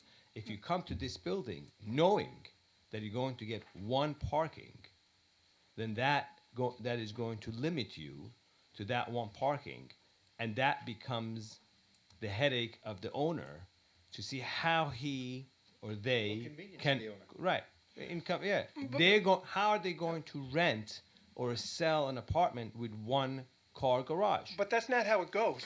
How does it People go? move in here, their families grow, and things happen. Then And they then? need extra parking. He said the study right. said there's adequate parking. Ron, Not overnight. Not The overnight. residents, can you hear me? No, just parking in general. No, but We're- just listen. The parking is provided approximately 1 stall per unit in this building. If you're going to rent an apartment in this building, you're going to be assigned 1 spot. If you have 2 cars, well, you better figure something else out, because we don't have overnight parking in the Village of Great Neck. Very well aware of that. And you're going to get a lot of tickets. So And you have somebody gotten who tickets. owns 2 I get 'em. cars would most likely not rent in this building. unless they're visitors. Visitors park and they leave. If, And they don't stay if you have an overnight. overnight visitor, that's it's something for them to Where figure did the number 56 come from? It's so I tell you, the number 56 is from the way the code calculated it a while ago. This is way There's a before. reason for that code? There's a reason. And all these is- variances they need? No, the reason that the code says 56 is because they want you to have 2 to 2.5 cars per unit. But you also have to realize, if you want to not increase the traffic, you would limit the number of cars. If you limit the number of cars, you limit the traffic. If you're going to say, listen, you come here, you can have 1 car. The rest of you are going to end up traveling by bus, Uber, or do whatever, I bike. think that's unrealistic. That's But that is, you see, you have to realize one thing. Unrealistic or not, that becomes their responsibility to provide it for their residents, for their tenants, not mine. If right, they but, can't but if rent they it, don't, there's overflow. no, they can't be overflow. Where are they going to park? In the street? That. No, my I'm question. asking you. That's my question. No, He when said they there was say- no, ample When parking. there's ample parking, when he means, Oh, you correct know- me if I'm wrong. If ample parking means that if you want to go visit your relative in that building, you can go park in the street, go upstairs for a couple hours, and go pick up your car and leave. That's ample parking. But there's not ample parking for people to park their car permanently in the street or the parking lots. It's for visitors only. That is ample parking. We have done this before. We will not allow people park in the street because, you know what? I have 2 cars. I came here. What do you want me to do? Well, I told other people before. There are people that moved into a house that has 1 car garage, and they can. room on the driveway There's for another. 1 room in the driveway, and they have 3 cars. What am I supposed to tell you? Don't buy that house. My concern is he's talking about it's going to upgrade the village, it's going to make it look better.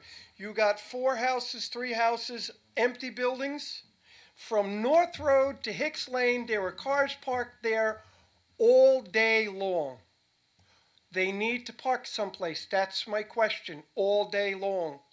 Need to come north of town and take a look. Over 40 years, I've been driving past that place coming from work. I go to the shoemaker there who doesn't know what's going on if he's staying. I can never get a spot, morning, noon, or night. My concern is where these other cars out of the 28... The visitors, you mean? Whoever. Right. Mom and dad coming for the weekend. I don't care who it is. Visitors. Where are the ample They can't parking? They can't park in the street overnight. Not my question. That law is not going to change. Not my question. Your question is, where are they going to park? Where are they going to park before 3 a.m.? There is no park. It's always busy during normal hours. So adequate parking, he said, was elsewhere. My question, where is the adequate parking? We're going to let him answer. Can I come up to the mic? Yeah, go right ahead. Okay, so I think what we're doing is we're confusing times of day, right? So if you drive past this particular area during normal business hours, there is probably not so much available parking. However, Saturday, Sunday, after hours, after business is closed, when you normally would have guests at your apartment, those spaces are freed up. That's what the traffic study bears out. The traffic study calculates peak demand for parking and what's available on the street at peak demand. During regular business hours, people that have cars that live in these apartments are going to be at work. They're not going to have people there. There's probably going to be plenty of parking in the basement, in the lower level of this building, well in excess of the number of units in the building, because everybody's going to be out at work, or they're going to drive their car to the train station, or whatever it is they do. If they have guests who come over after work between 6:30 or 7 o'clock at night and 3 a.m. in the morning, there is space on the street because most of the businesses, the office building next door, everything's closed. Everybody's gone home. That's when the spaces open up, and that's when they become available for guests. When we rent these units, it is going to be made clear to each tenant there is only 1 parking space per unit. And if that doesn't work for you, this unit probably doesn't work for you because you can't park on the street in the village of Great Neck. Otherwise, you're going to have tickets. Now, somebody may say, all right, well, I have 2 cars and I'll park, someplace outside the village and I'll take a cab to the house. They can do whatever they want, but as you pointed out, you can't park on the street overnight. And if our tenants park on the street overnight, they're going to get ticketed. They're going to have to pay fines. It's an enforcement issue. It's not a density issue. Right. Okay. So we're going to assume that everybody in this building is leaving at 7, 8, 9 o'clock in the morning and go to work, then I don't have anything to worry about. And as long as that's what I'm understanding, because he just said they're all going to work. Saturday and Sunday will be My question fine. to you is, I heard that concern before. I've heard that concern before. This is something that a lot of other people, other places have done, that they actually decrease the number of the parking requirement to actually decrease traffic, because less cars in the peninsula means less cars in the street. Now, if someone wants to come in, let's say Mr. Smith lives there and his brother comes to visit, and there's no parking in the street, what do you think is going to happen that you're concerned about? He's not going to be able to find a parking? Just congestion. Where they're going to be, where they're putting cars. They're going to find a parking. Ron, they'll find a Ron. They go 5 blocks away, find a parking. They'll find a parking spot for the daytime on the street. It's not And that you also hard. have to realize one thing. The problem is overnight. It's not a problem. Never mentioned overnight. No, but I don't care about overnight. During the day, During the day, I drive by there all the time. There's double parking. There's situations in an area where there are no buildings, where there's no occupied buildings. But Now you're you're going to put an occupied building and tell me there's going to be You're talking ample about Middle parking. Neck Road, though, right? Middle Neck Road. I never left Middle Neck Road. Understood. But there are other streets to park on in the area. So now we're going to Daytime. encroach on the residential areas. To park. You're allowed to park on the streets. 2 hours. Right. 2 hours. Look. No, the 2 other hours. thing also. Everybody, listen. There is parking enforcement in this village. We have parking enforcement. Ask the courts. I'll watch. I'll see. And just another question. If you're on the agenda, you can be up here, and that gentleman went on and on and on. I was wondering how long he was going to show me 57 pictures of his not-so-good cell phone to get to a point. When you are on the agenda, you can speak. I'll be on it next time. Thanks. About what? My agenda. Yes.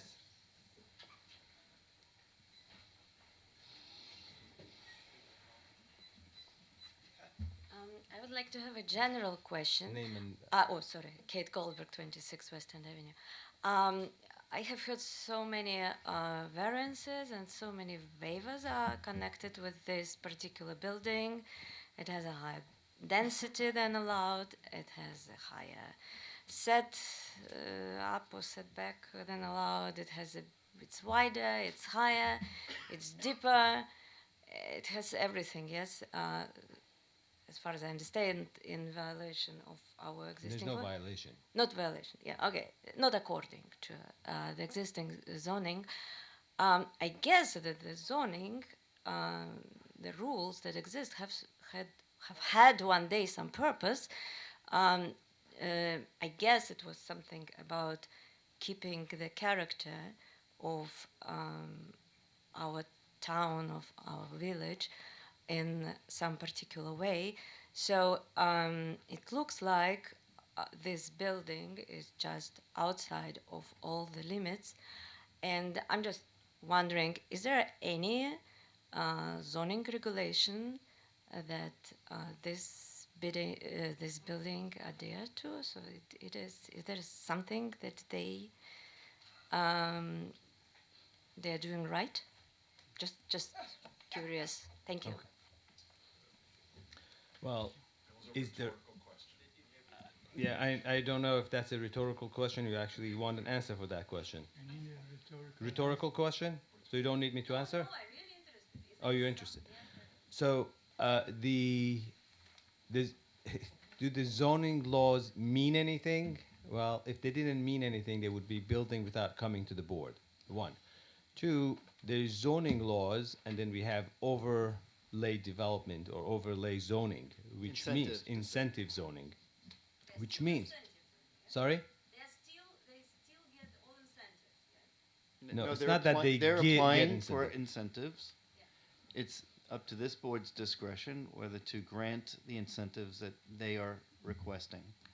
Right, And that's- what that incentive will be is yet to be determined. Right, and you also have to realize the reason the previous board decided to have an incentive zoning was because the zoning that existed for years did not allow a a potential development to come because the return of the investment would not be sufficient for anyone to would like to come and spend and invest their money, because unless you're going to get some return on your investment, it doesn't make sense for you to spend a significant amount of money and just beautify the place and say, okay, fine, I did it out of the goodness of my heart.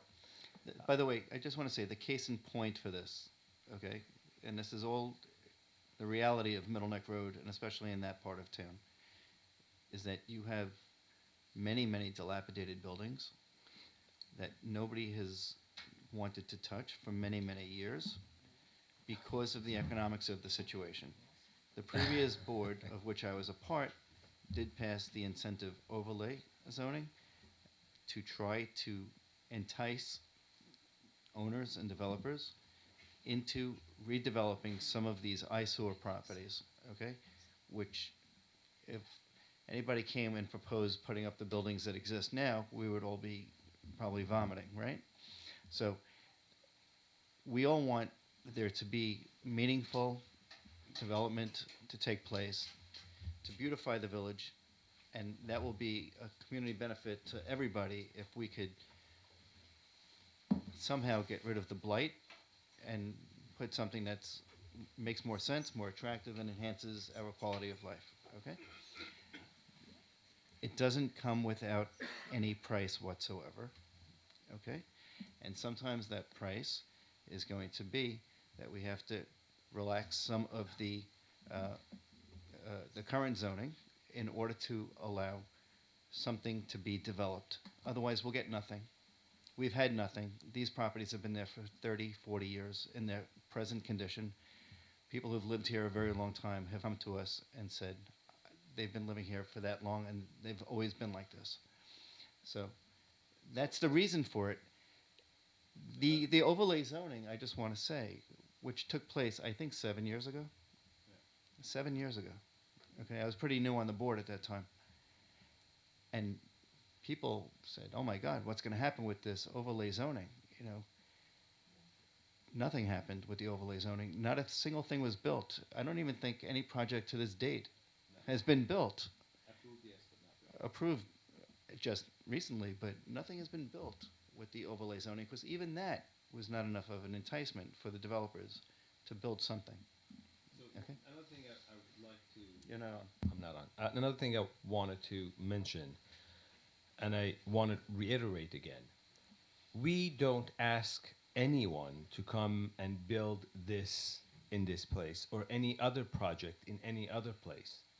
The only thing we can do is to provide an environment that is going to bring in people who would like to change the look of what is currently there to what they're proposing. Not what we're proposing, to what they're proposing.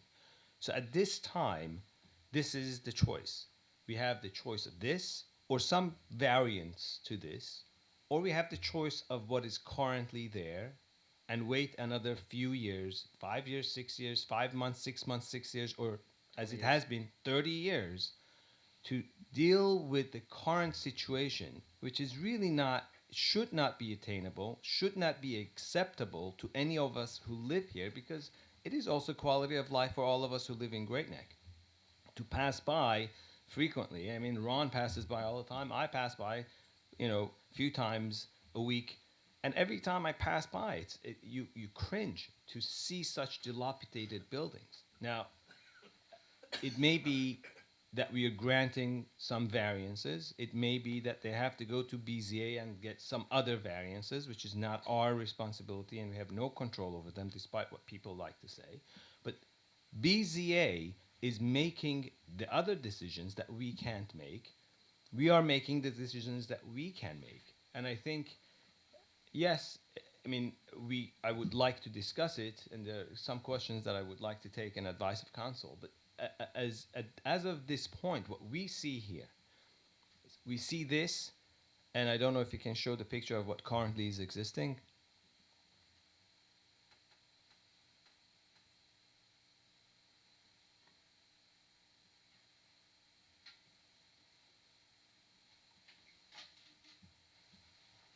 And we see this. And I don't think this is a new picture. I think this is from a while ago.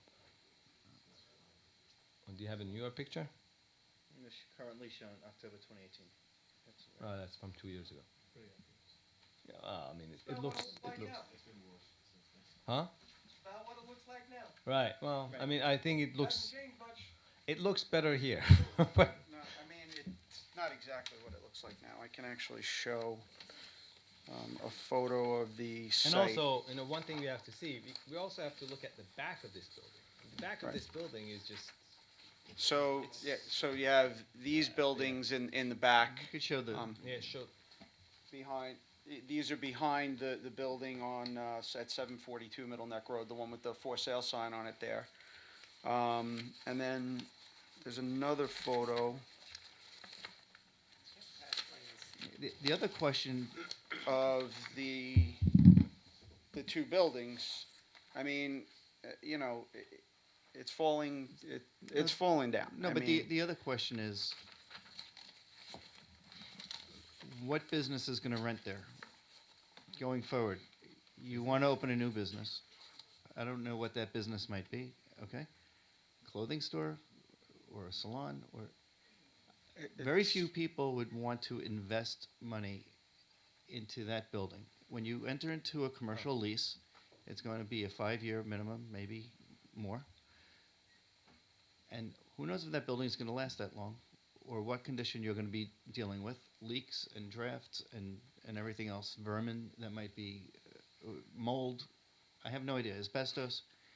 These are very old, dilapidated, outlived structures.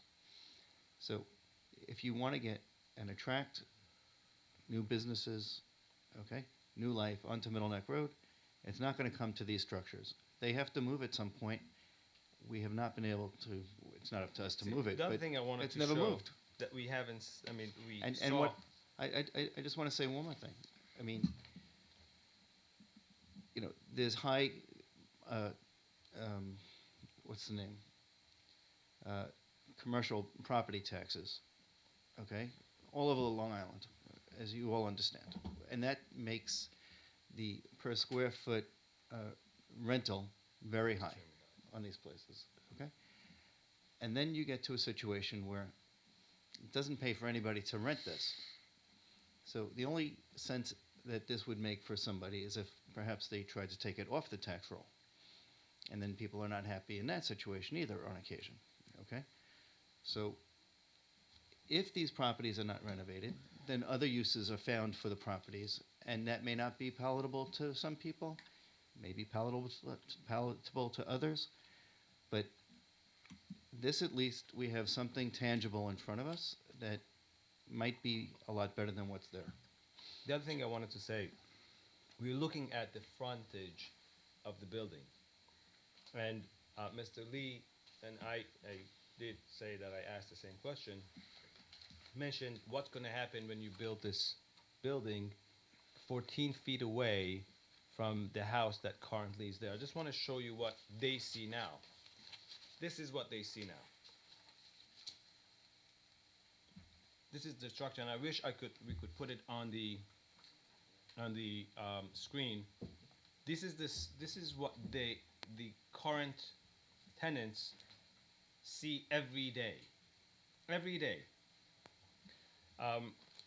Unfortunately, there's nothing that the board can do about this. It's the back of the property, and it's been like this for I don't know how many years, 25, 30 years. So, as I said, we have this, or we have this, or we have something that we can come up with that is going to make that place look better than what currently exists. That's the choices we have. I can't, again, unless there's someone here who would like to raise his hand and say, I'm going to build something different, or knows someone who's going to build something different, we have to discuss the current situation. Yes? Yes, please.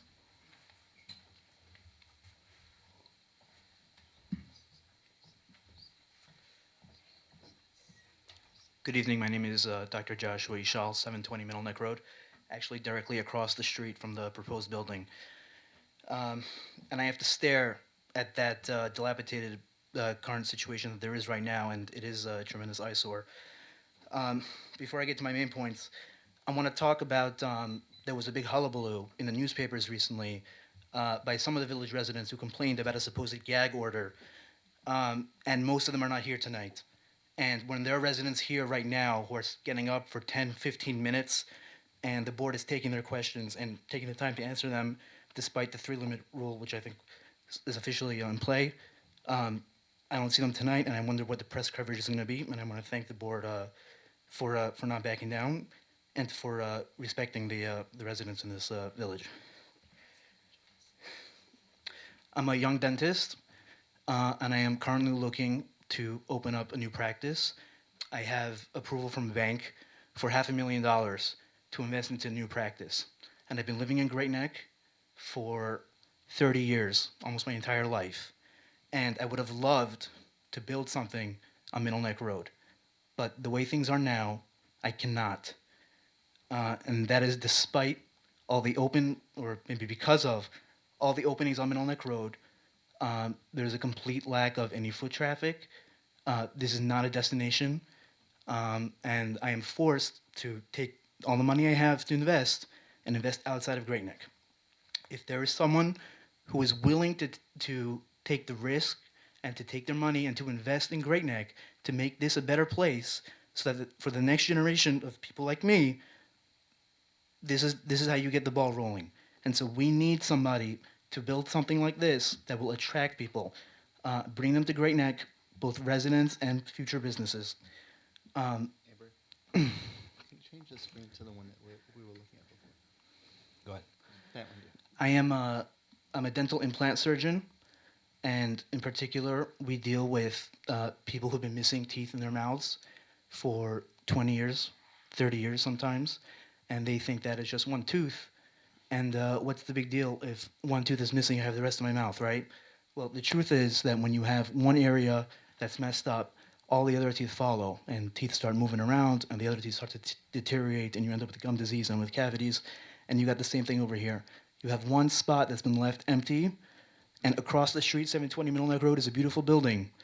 But as time goes on, the rest will deteriorate unless we start to build and put this town back together again.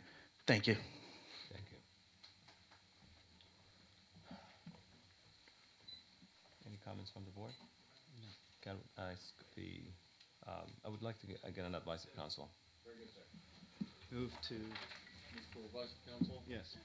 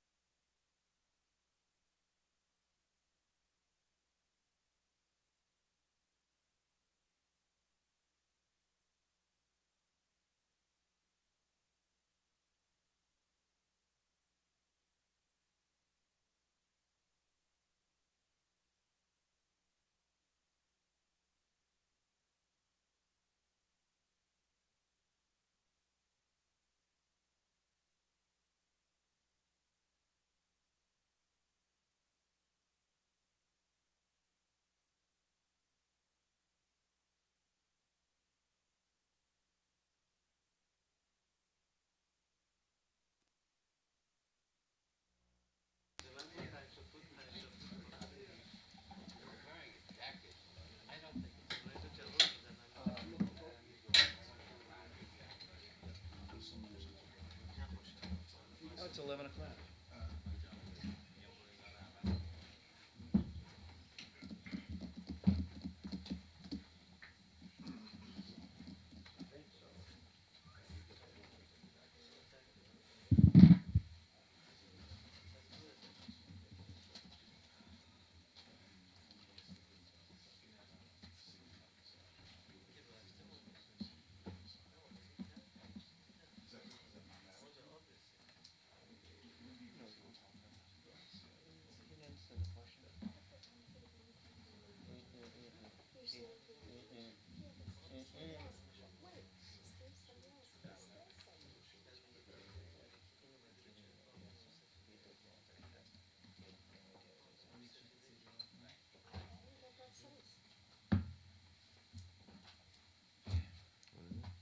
He said when he was asked again at 10 o'clock, he said, no, keep it the way it is. He thought. No, I thought he meant keep the way it is, meaning No. go back to its original. No, he didn't.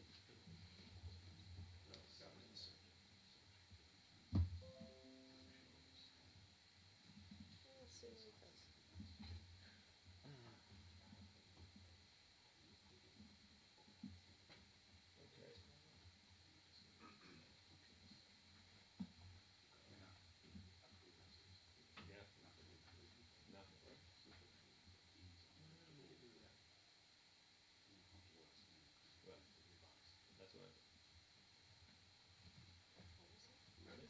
I think so.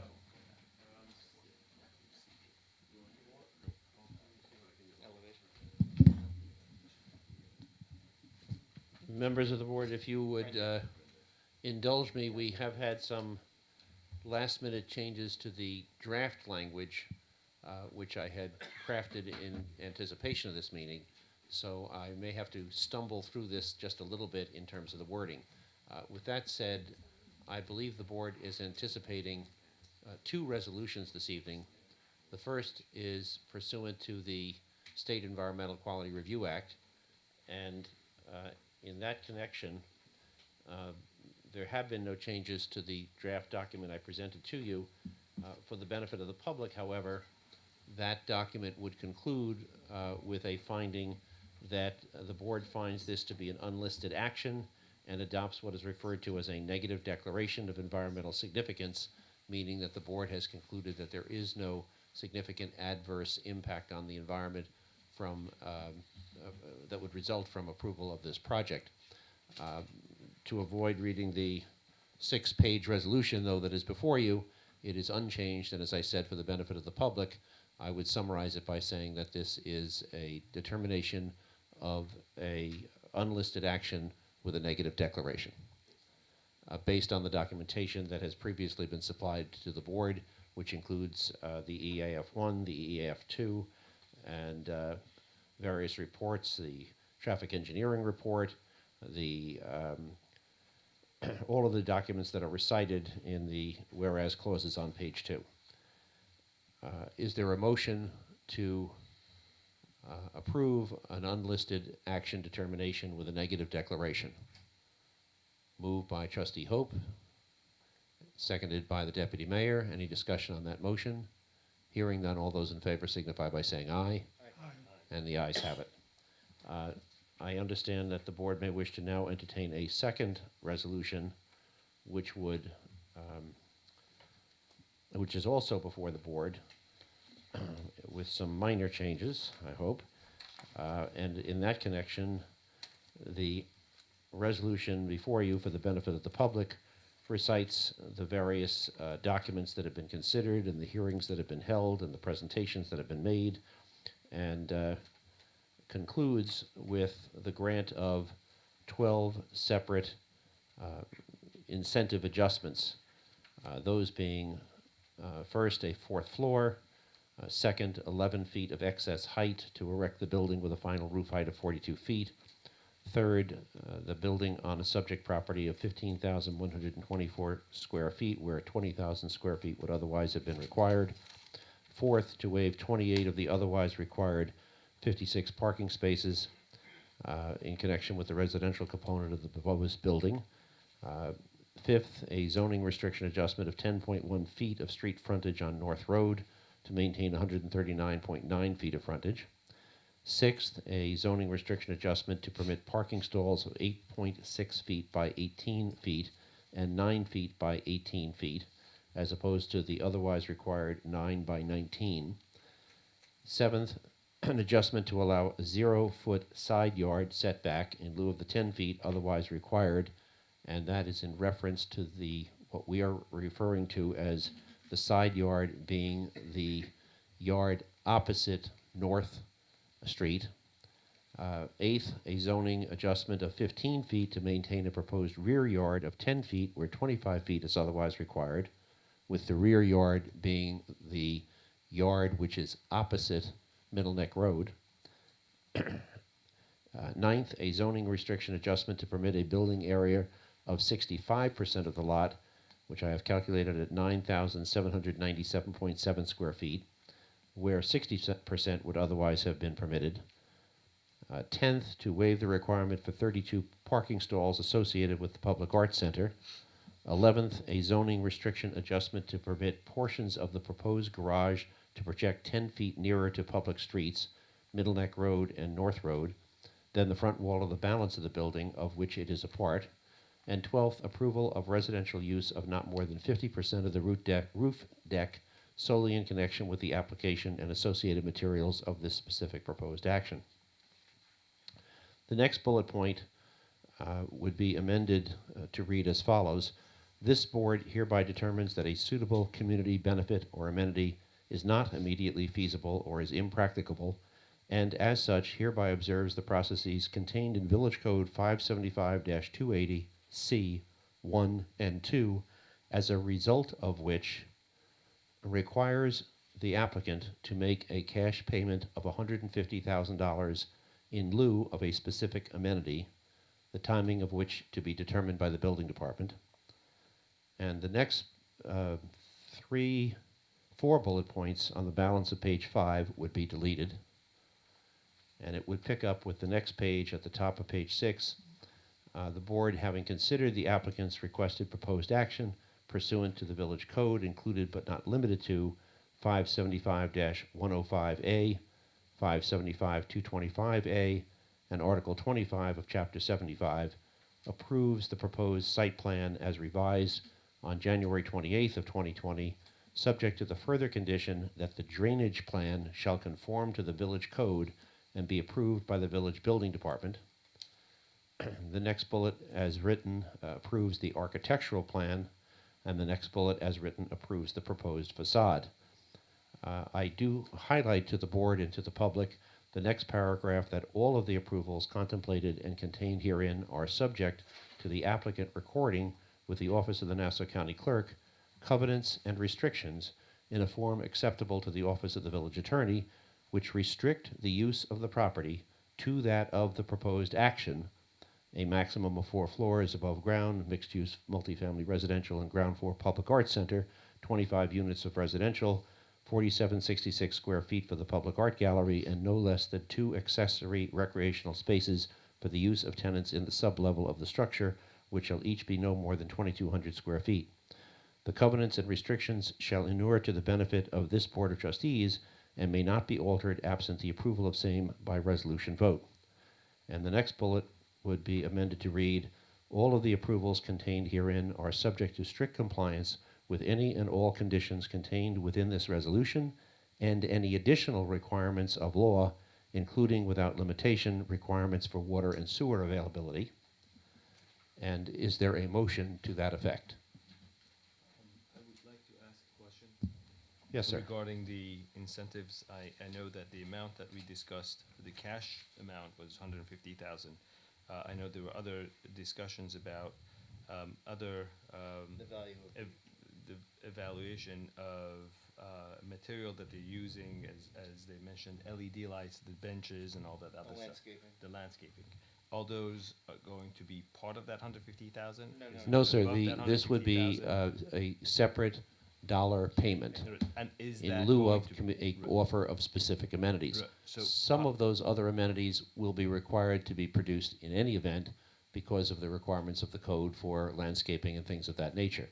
but not necessarily in precisely the form that they had been previously tendered. So I would like to know what those other things are. Are they going to be according to the presentation, the current presentation that goes to? Sort of list before.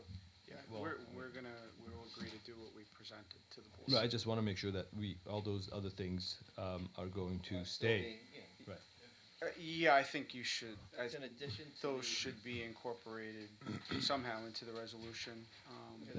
They include, They are by plan, by reference to the plan. well, also, I believe that there was correspondence under the letterhead of Golden Gate Ba Paz Construction, Inc., which lists landscaping, benches, LED lighting, sidewalk removal and painting. So all of those things the applicant is representing will be done anyway, although they are no longer being done as a specific amenity to be in exchange for the incentive zonings.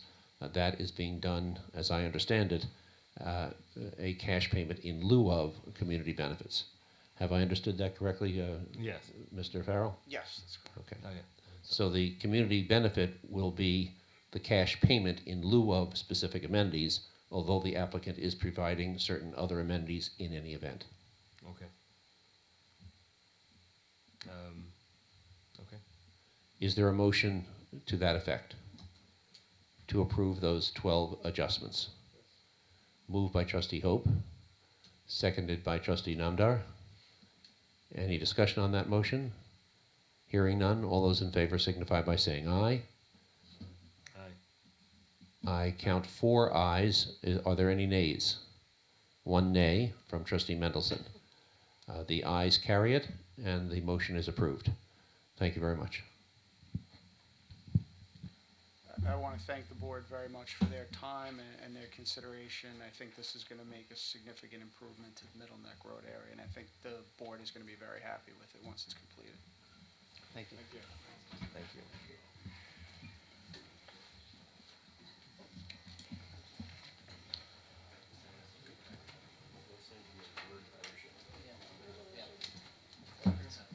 Anticipating my email in the morning.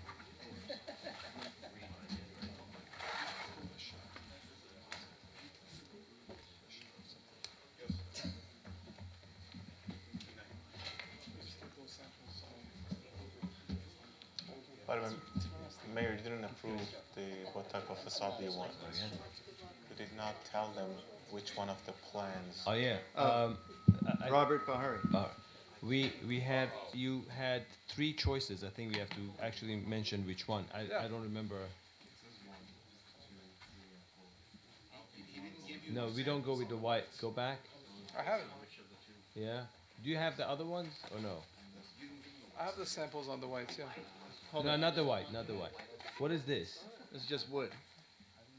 This is again, the upper floors are the stucco, and the lower floor. No, I don't know if I, like the this yellow. color. I don't like this color. What is the other That color? mustard. I think I like this. I think that one looks the best. Oh, one second. Go back. This one. That one. Yes, I know. I think this one. This one is the stucco. And what is the color of the wood? That's the wood that you have over there? Wood is Walnut? It's the walnut timber.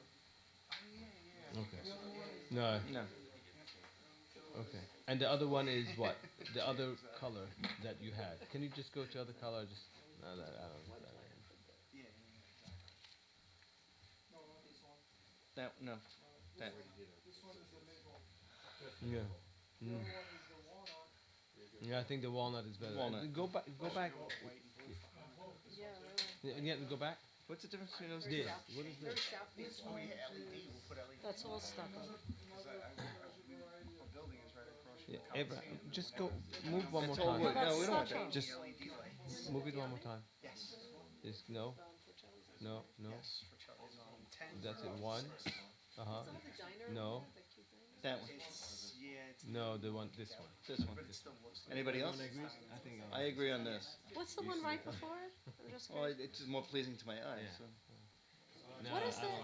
Is that made out of the wood also? But Yes. By the way, I'm curious if it's. 4 of us have said this one. So. Yeah, I think I like it. I like this one. And he doesn't want anything. Yeah, so this one. forget it. This one. I want it just with the top floor. What? Okay.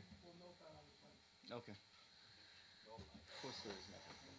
Yes, it is. No, it's not. Yes, it is. Not on middle of No. Which one? I gotta drive home. No. I drive home. I may drink some when I get home. Kensington Gate is 4 stories. There's a big difference. You actually have a pool in back there. And you have a. Waiting for We can them put a pool in to it. allow me to continue. Buy that extra piece of. No, just put it on the 1 foot, on the foot. I'd like to. Oh, they had no choice. Yeah, yeah, they did. They did have a choice. Oh, yes, they did. They had to take it back to the site. I understand, but I also understand that they made a choice to take I don't know if I want to do the balance of the. You guys want to do the rest of the agenda, or you want to table the rest? Do we have anything that? Okay. A You have to do few of them has to be Yeah. Okay. discussed Let's tonight. do them then. Item C on the agenda is a resolution to schedule a public hearing for tax cap override. They would like to Yeah, I'll have. move that. Which means that you can increase the taxes if we need Do you to. want to explain? Yes. Do you want to explain it? Just so. Basically, year to year, we can only increase the taxes by 2%, although we don't expect it to happen. But if we have to go over that tax cap, there has to be a local law allowing us to go above the 2% state tax cap. So And we have this to resolution, we have to pass that now. this resolution allows for a hearing.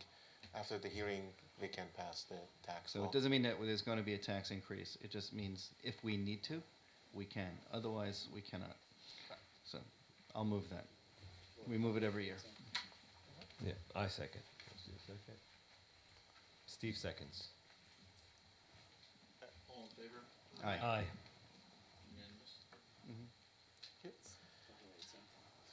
Right, the date for this, the hearing will be February 18 at 7:45. No.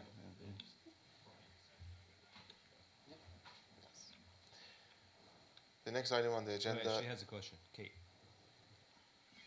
I don't know, are you aware of that this is a public school break? Say again? Are you aware of that this is a public school Public break? school break. That week is It's on February President's Week. 18th. Yes. We have to pass. That you have to you have to understand exactly what it is that we're passing. Yes, it's the public hearing. Yes, but that For the public, tax it's cap only for the override. tax cap override, Yes, which I we know. pass every year. But this is a public hearing. Yeah, but we, I mean, many people are not in. I understand. But that's. Be against it? Nobody's going to be Sorry? against. Do you think anybody is going to say they're against it? Well, I mean, it's a public hearing. What's But the you know, purpose of it? okay, Isn't Kate, it, you have to realize one thing. Okay. Just no, I just want. no, but I, No, yes, you know, I if you understand. ask a question, Yes. we understand that it may be a school break, but the board's job doesn't stop because there's a school break. I understand. We still need to conduct the business, and the business is that the deadline is on that day, Yes. and we usually pass it on that day. That's the way it has been for decades, possibly. So I don't know if it's been around for decades. No, no, This- no. It's only been the past couple of years, but. But but if the idea is to listen as many as possible residents, so it It's would be understood. just nice to consider that the big But- community but we have a is deadline not that- in the village at the So what do you days say we when- should do with the deadline? I just maybe last year we also had on the winter break the public hearing. We always have right. Always, it always happened on the. I mean, We it have could be public the hearing. We previous- had public hearing previous- tonight. Yes. Right. Is it a public hearing tonight? No, we don't. No, not No, public. we don't. Not I'm talking about public hearing. Okay. So I mean, public hearing is something that by law mandated to solicit as much as possible Not on feedback. I assure you, the only thing So- that we're going to do at that public hearing is the Okay. tax cap override, which merely gives us the legal ability I understand. to I understand. implement a tax increase Yes. if it is If it is- necessary. Otherwise, the village would be penalized. So I understand, but That's all. in Okay. general, it would be nice. understand. If you would consider. We that- always consider, but there's Okay. certain times we can't do much about it. Okay, thank you. Have a good day. The next item on the agenda is to set an election for June 16, 2020, and the whole village will be one district. We could have it for 2 districts. Each district can have up to 4 inspectors. I don't think if you want to go that route, so you might want to have one We- district. One district, we're not mentioning we're not mentioning the location tonight. That to be no. Determined, Right, right? that to be determined, correct. Okay. The place of the polling will be determined. And it's going to be June 16th, 2020. Yes, which is the 3rd Tuesday in June. You know what? That's very expensive.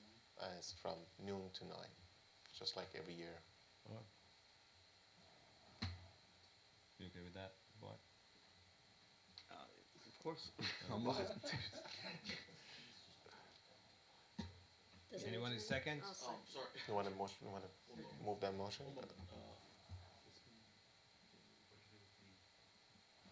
Yeah, that's it. Has been removed? No.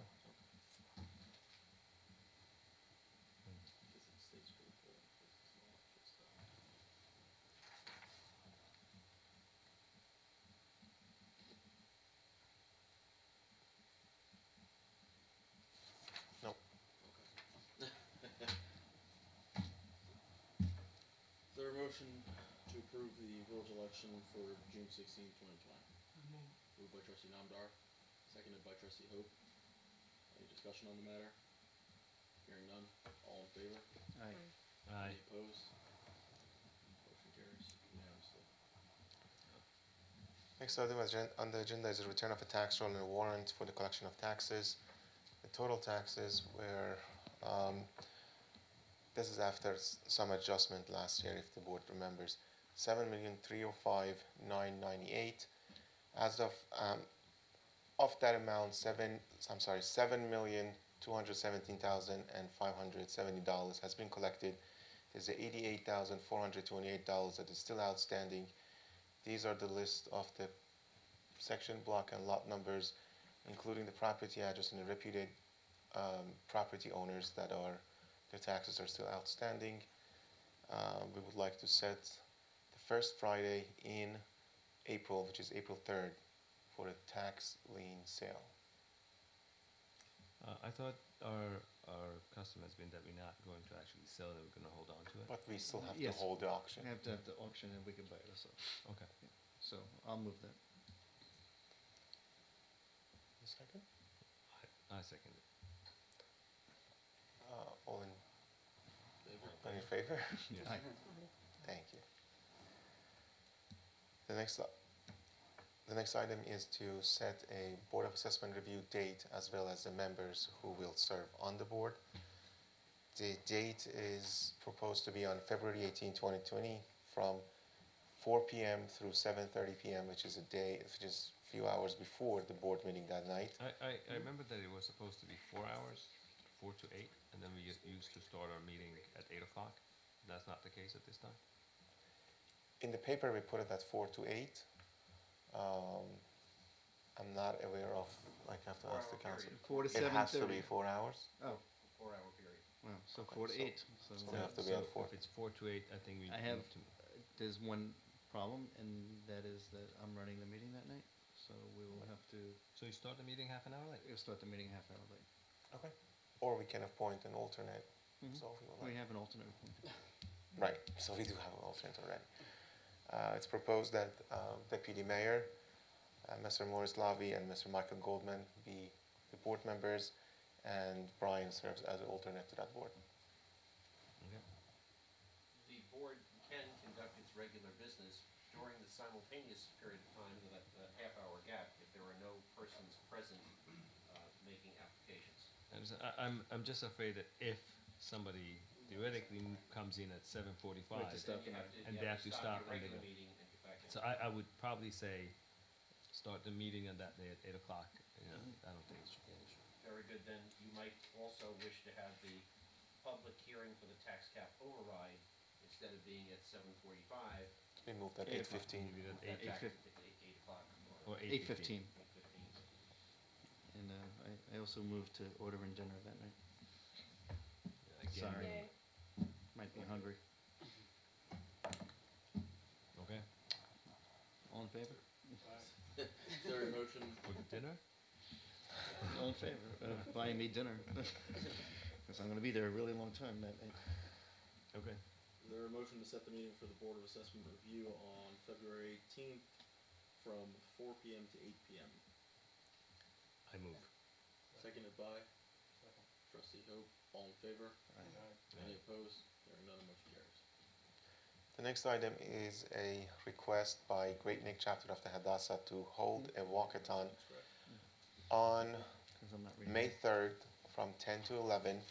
It'll start from Old Mill Road. They will make a right on a Bayview, another right on Arendelle, another right on Polo, and they get back to the Old Mill Road and return to the place that they started.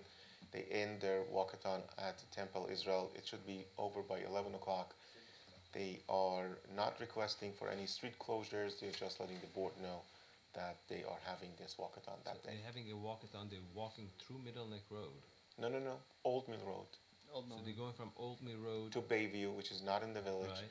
turning on Arendelle, turning on Polo, walking along Polo Road down to Those are Old village Mill Road. roads. Down to Old Mill Road, They're- back to Temple Israel. They're Correct. crossing 3 villages. They're going from Saddle Rock, Saddle Rock to Kings Point, to Unincorporated.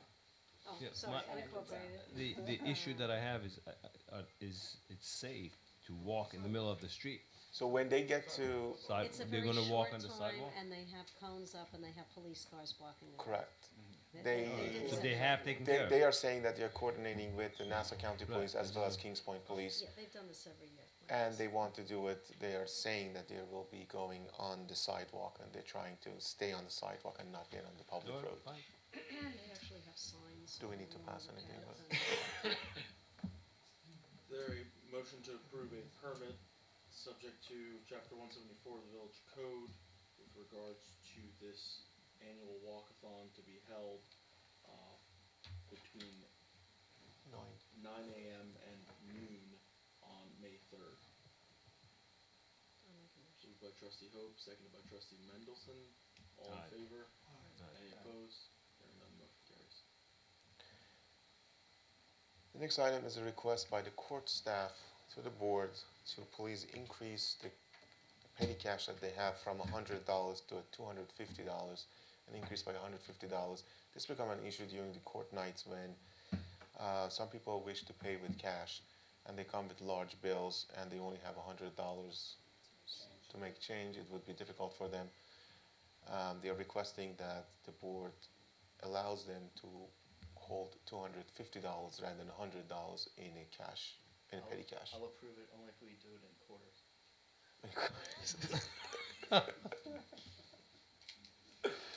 Well, some people try to pay Stop with them from pennies. bringing in $100 bills. Well, we could. I'll move it. Second. All in favor?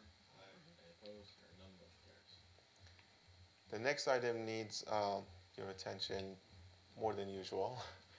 This is about the scheduling a special budget hearing What was that? More than usual. because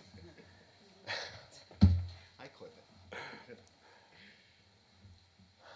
this is the village budget calendar that every village has to follow. If you look at the second column, the one that it says June 1st, by the February 8th, a call has to go out to the department heads to get their estimates, and this has to be back to the village treasurer by March 1st, or they call the budget officer. The tentative budget has to be ready by March 20th. The public hearing has to be held by April 15th. However, it can be moved back day by day to April 20th. And then the budget has to be passed by May 1st. However, this year we are having an issue because of the Passover, exactly. The last BOT meeting that we have in March is the 17th, and the following BOT meeting is the 21st of April. So if the head of the departments return their estimated budget by Monday, March 2nd, and the tentative budget has to be ready by the 20th, the only time to have the hearing would be only March 17th. And we need 5 days before that to have the budget ready. That would put it on Wednesday, March 11th. That means From the time that the estimates are returned to the budget officer, which is the 2nd of March, and the budget has to be ready by the 11th for the What is going to be returned to you on the second? estimates from the Department heads. department heads. Okay. And the 9th and 10th are Purim holiday. Mhm. So I don't anticipate that the budget would be ready within 1 week from the Monday 2nd when it's returned and be ready for the public to inspect it by the 11th. And then we have the hearing on the 17th, and then we can pass it anytime before May 1st. So I'm proposing that if we could have a special meeting just for the budget hearing on March 31st, with the tentative budget to be ready on the 20th for public to view and to inspect, and then have the BOT meeting on the 31st just for the hearing on a hearing on the budget, and then of course the BOT meeting can vote the same night, or it can be voted on April 21st.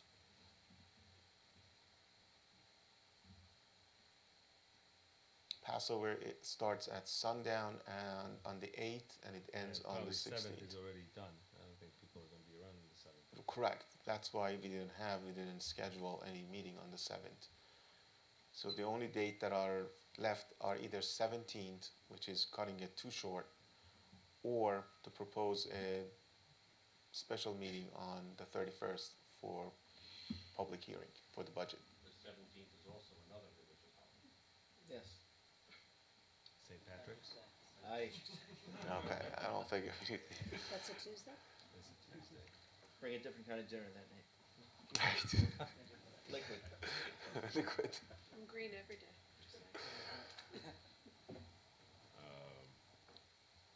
So let me ask you, is it possible for the department heads to come back earlier with their budget? That's an option. I don't know how earlier will they come. You have met with some of the department heads in the past 4 years to plead their case, so the mayor knows better. Is your problem with the extra meeting on the 31st? I don't have a problem with an extra meeting on the 31st, just our meeting just to pass. Yes. And have a resolution for What the day of the week is the 31st? That's also a Tuesday night? Oh, it's all Tuesday nights. 25% that we have to increase the taxes. No rumors, please. No, I don't have an issue with having a meeting on the 31st. If that's so, we need to have a bunch of meetings for you to Prior to that, True. so Right. if they return it even 10 days earlier, still the budget needs time to. So you're still going to be able to have it on the 11th for people to see? If we want to have the hearing on the 17th, the tentative budget has to be ready at least 5 days before On the that. 11th. On the 11th. Right. So you're saying that that's not possible. So that's It's what's putting an not awful gonna- lot on Right. clerk treasurer. Right. So the question is that would you have the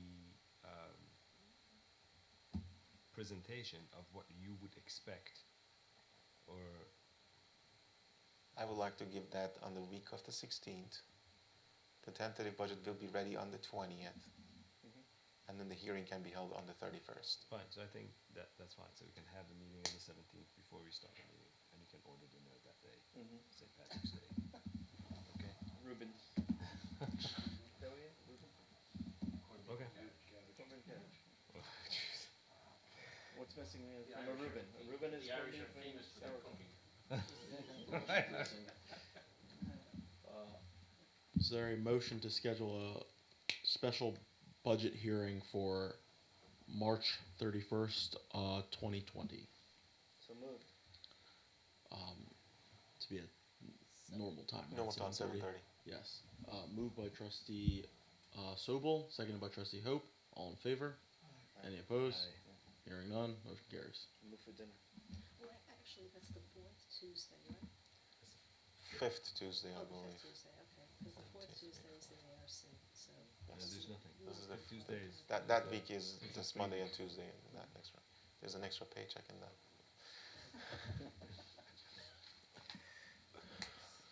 That means I have to work an extra that Extra month week, right. because I have to prepare the payroll as well. That's true.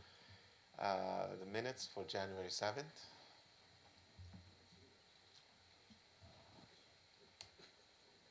Was it here, January 7th?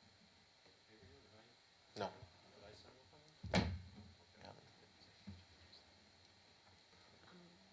Those 2 weeks. No, the whole board was present at January 7th. Sorry. Yeah, I was thinking. Yeah, vote on that? Yes. Oh, wait, we're still, Is there a motion to approve the proposed minutes of January 7th, 2020? Moved by trustee Namdar, seconded by trustee Hope. All in favor? Aye. Any, Aye. any opposed? That's it, any opposed, not any. Oh.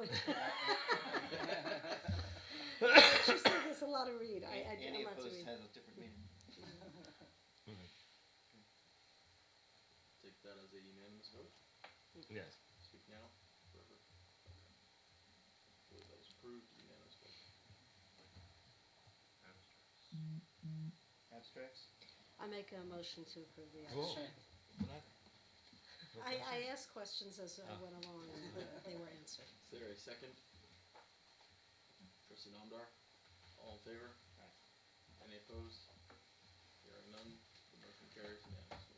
the tentative assessment roll is available online as well as copies of it in the clerk's office if anyone wants to review.